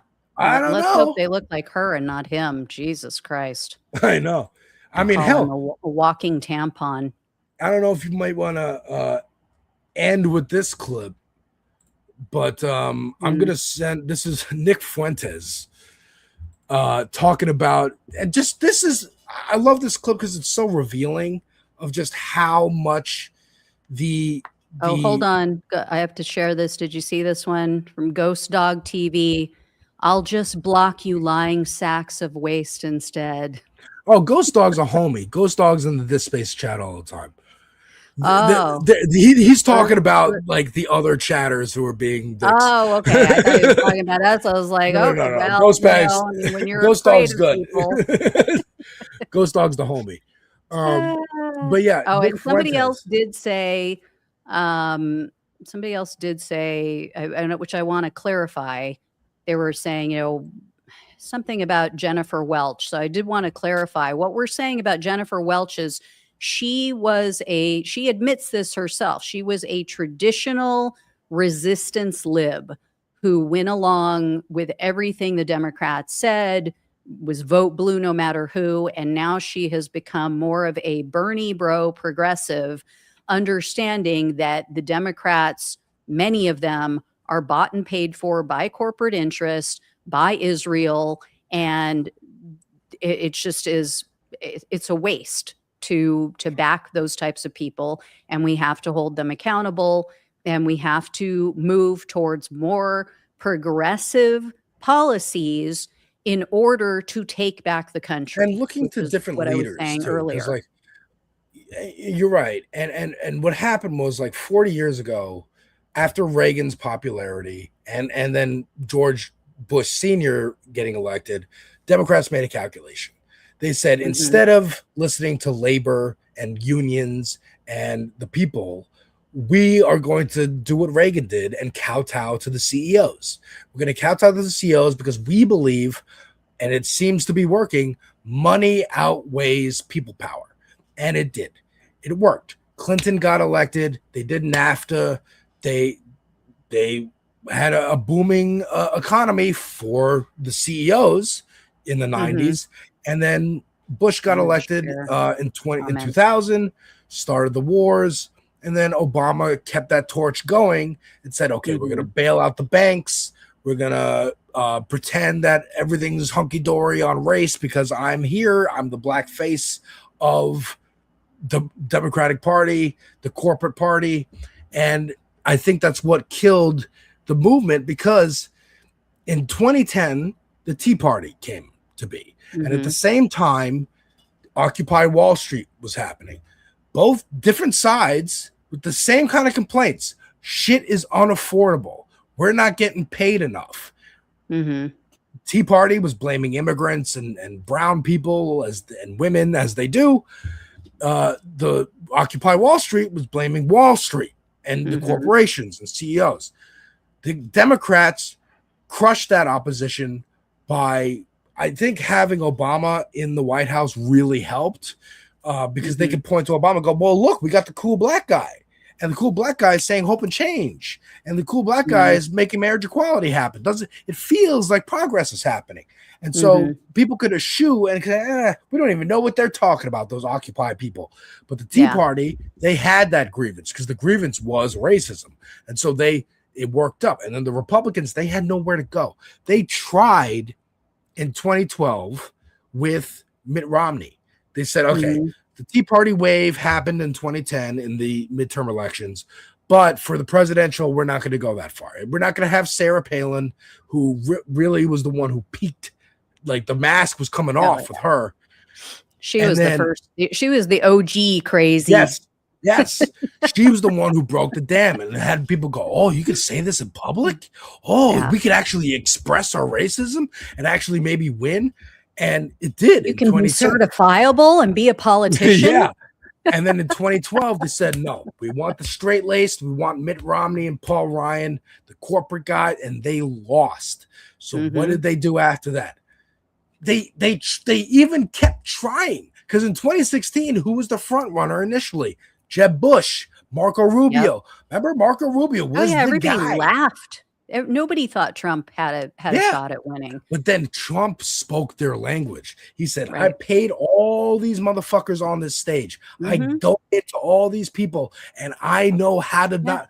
They said, you don't pay taxes. He said, that's because I'm smart.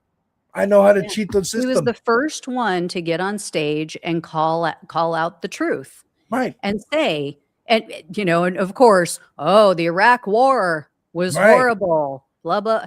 Let alone he's cheering it on as it's happening. Yeah. But yes, that's the crux. And now that 2024 has happened and the Democrats aren't even feigning like they're fighting, now I think that energy from the Occupy that was always there and it kept going. It was hurting. It was beaten and battered by the right wing, but also the Democratic Party and the conservatives in the Democratic Party.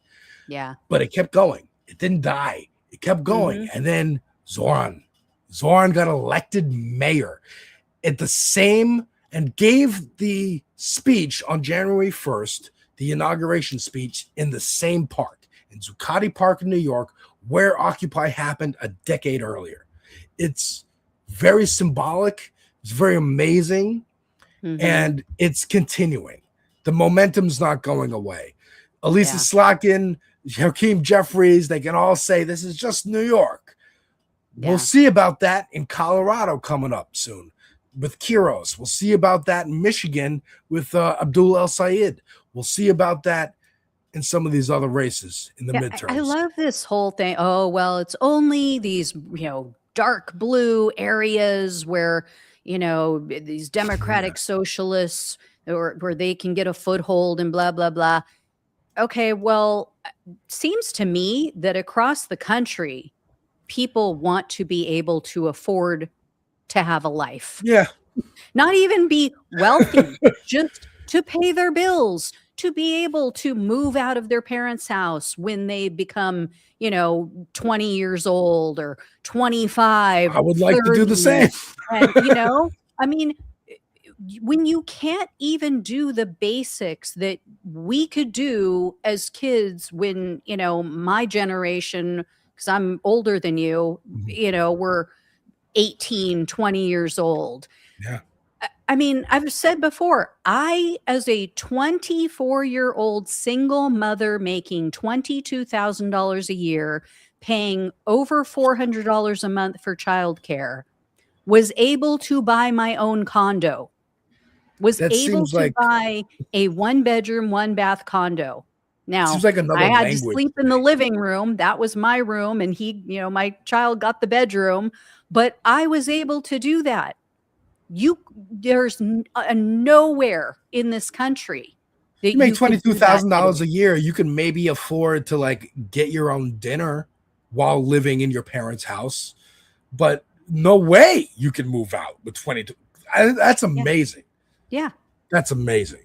Yeah. And it's just a matter of the government shifting its priorities. Let's not keep bombing countries in the Yeah. Middle East. Let's not keep giving bailouts to corporations. That's all we're saying, and I've said it before too, that everybody tries to frame it as, oh, these democratic socialists, these progressive, they want everybody else's money. They want, something for free. No, we pay taxes. Yeah. I pay a shit ton of taxes. We want our taxes to I actually just want benefit some us. of that to actually do something for me. Yeah. For You know? me and my community. I want my tax money to help me and my fucking community. I don't want my tax money to line the pockets of Donald Trump, Elon Musk, Jeff Bezos, because corporate welfare. Oh, they'll get that. We can have all the money in the world to give to corporations or to bomb babies overseas. But to actually help people here in the country, nah, we can't afford that. Nah. No. Not when we're sending billions of dollars to Israel every year, and their people get to go to college for free, and they have all of their health care covered, and yet we don't. Why are we sending them billions of dollars every year then? It's crazy. It's crazy. Yeah. Oh, and somebody just mentioned in the chat, no bailouts for socialist farmers too. Abso-fucking-lutely, especially when they constantly vote for the Republicans. Right. Who are opposed to all of this. But then every time something goes wrong, every time something goes haywire, Dean says he's got to go. Bye, Dean. Thanks for joining us. Every time something goes sideways, the farmers get a bailout. And I was saying, there was somebody in my comment section the other day who was saying, this one person, I don't know where they saw it, but was buying all of this junk food, soda and chips and candy and blah, blah, blah. And it's like, I look dumb as fuck. Okay. It's all right. You don't have to just, you're helping us in the algorithm. Thank you very much for commenting. Well, if these people only understood how I grew up and that I literally don't give a fuck what they think of me, it's like, I've had people I actually love and care about say the worst things you could possibly imagine to me. So it's like, if that's you why comment sections on the internet, I love you. Thank you very much for commenting. I appreciate you. If you think you matter. I'm sorry. Finish what you were saying. Good luck with that. Anyway, but yeah, they were saying, oh, this person's buying all this junk food, blah, blah, blah. And I'm like, well, you do realize that is the cheapest food in the store. Right. Because we heavily subsidize the corn industry, which everything you go read the label on any packaged food, almost you're going to see corn syrup, high fructose corn syrup. If you want to look at the sugar industry, we heavily subsidize that. We heavily subsidize the dairy industry. That's why if you go look at packaged foods, almost every single thing has some form of dairy in it. I mean, here's the thing. So this is why we're paying taxes so that we can be poisoned. Yeah. We're literally saying, here's my money. Will you use it to poison me with it? And that's the thing. I'll end with this because I think this is a great first show that we pulled off here. Thank you everyone for showing up, kind of impromptu, to the very first episode and very first edition of Aunt Flo Fridays featuring the Devil's Advocate. I'll say this: you're very into health and fitness and health food, and RFK was kind of all about that, and we talked about RFK a little earlier in the show. If you want to fix that, Mhm. We have to fix all the red tape that's been, it's band-aids. It's all band-aids slapped on over time of like, well, here's a problem here, then slap a band-aid, and then slap a band-aid on that band-aid, and a band-aid on that band-aid. All that Zoran Mamdani is doing, all he's doing is starting to peel those off and go, okay, what's the actual root problem here? What's the root problem here? How can we address that? And addressing it. Well, That's we all. have to get rid of the lobbyists. Yes. The, Oh, you know, yeah. We'll go you into know, the we have lobbyists to on the get next rid of episode. that. We're sharpening you know, guillotine for those. oh, I motherfuckers. worked in the FDA, and now I'm going to go be a lobbyist for the Yeah. same companies that I once was overseeing their work, Dude, and then I'm going to go back again to government. Didn't they get like the a oil revolving executive to door. be in charge of the EPA in like the first term? It was What like was that? ironic like that. He would appoint like oil executives at the EPA. Oh, yeah. And then like, school choice people to be in charge of the education Right. department. Like it was Yeah. it was a joke. It was Yeah. just But middle it's not- but fingers. that's the thing, though, and this is what I need Democratic voters to understand. It's not just Trump who does that, Yeah. and you have people who will work in literally who will go to work for the FDA, and then they leave, and then they go to work for the same companies that they were just reviewing their work. Yeah. And you wonder how shit gets approved. And if you look back over our history, I mean, you see it so clearly. Why were they allowed to push cigarettes? Why were we, all Yeah. convinced that, oh, smoking is healthy for you? You look at some of the stuff in our food, you wonder why we were allowed to have asbestos Right. in our homes, why we were allowed to have lead paint. The children then were chipping off of their Yeah. playpens and eating. I mean, It's the same ethos. We're going to break stuff. Sides that do this, and Yeah. until we get money out of politics, that is the root of all evil in politics. Yes. Period. Hands down. Once that is gone, everything else will flow from that. Everything flow else from will that unwind from with that. good work. Because we still Yeah. need to fight. We still need to work, and we're on it. We're on it. Yeah.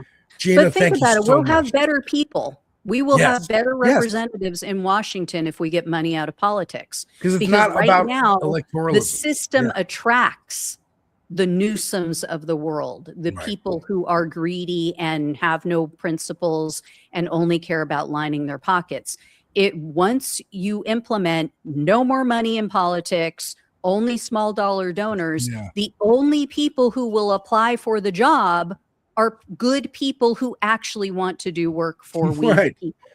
Yes. So Thank it you, will Gina. solve itself. I think that was a perfect way to wrap that up. Like Yeah. exactly. The money in politics is the root of all evil.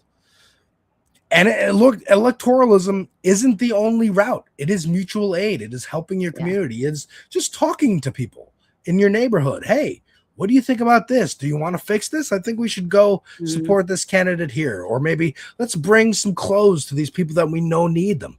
School supplies are super expensive. Mhm. That's back to school Yeah. time is going to start happening again. Let's help the Yeah. teachers at our local high school get some pencils, get some coloring books, get some it is about that, because you do those small acts and they compound. Mhm. I mean, I point to Kat Abagazala, friend of me, Oh, friend yeah, of the yeah. show in Yeah. Illinois. She ran for Congress. She didn't win, but she used her run to show Yeah. how you could run. She turned her campaign office into a mutual aid hub. If you needed clothes, if you needed pencils, if you needed something, you could go to her campaign office and they would give it to you for free. If you Right. wanted to donate, you could go bring it there. She posted a video the other day. We have a problem. We have too much stuff. We need a bigger space. Yeah. She is now she lost, right? She lost her race. That's okay. Yeah. She's using that clout that she got to do what Hassan's doing, spotlighting other candidates Yeah. around the country. And you don't And even going- have to run for office to do something like Right. that. Like I used to do this every year for my birthday. I would do what we called a big give party. So I would invite everybody in the neighborhood all of my friends and family, and I have a massive Italian family. So I'm talking aunts, uncles, cousins, the fake aunts, the fake uncles, Right. the ones who you just have call been around friend? from the Yeah, yeah, beginning yeah. that we call aunts and uncles, because that's what you do when you're Italian. And I would tell everyone, okay, I would pick one human nonprofit, like something that helped battered women. And then I would pick an animal nonprofit, so that wherever your heart lies, whatever you feel, compelled to care about and give towards. And I would say, these are the two I'm supporting this year for my birthday. Do not bring me a gift. I want you to bring something for one of these two. Look, here's the list that they have on their site of what they need right now. Or you can go to their site at this link and make a donation if it's easier for you to just donate money. And everybody was welcome. And we would just throw this big blowout and have tons of, home cooked Italian food and That's all awesome. kinds of stuff, like, how Get we do. involved in your communities, folks. That is an awesome thing to do. That's the spirit. That's the spirit. That's the socialist spirit, if you will. Folks, Yeah. thank you so much for watching, everybody. Thank you, Gina, for coming up with Yes. this idea, inviting me to be a part of it. I'm going to throw Thank my you. channel link in the chat for everybody. Yes, please do. I'll put it in the show notes too after we're done. And next week we will figure out. We'll keep banging on all cylinders every week. Okay, we're gonna get better at this. I appreciate you being here, Gina. Yeah, and thank hopefully you so we can much. get some guests too to join Absolutely, us. we're gonna get some guests. Yeah. Of course. Yeah. Thank you, folks. Yeah, we'd love Thank to you, have Gina. Kat on. Maybe you can reach out to her and I will see definitely if she'll try join again. us. Yeah. All right, guys. Thank you all so much for watching and listening. As always, subscribe, share, like, give us all that love. We appreciate all of you. Appreciate you hanging with us, and especially us getting started a little bit late because of our technical difficulties. So thank Well, we you. went for, even an hour longer, so we're good. We made up for it. Yeah. I hopefully we more than made up for it. But for anybody who had to bail early and got here at noon, and our bad, we got it down now. We figured it out. All right. And folks, I'll be this weekend. I'll be putting up a review for Supergirl because I'm going to go see that tonight. I'm very excited. Cool. And we're going to be talking about how woke it is. Take care, folks. Thanks, Alex. Thank you all, everybody. I'll see you guys next week.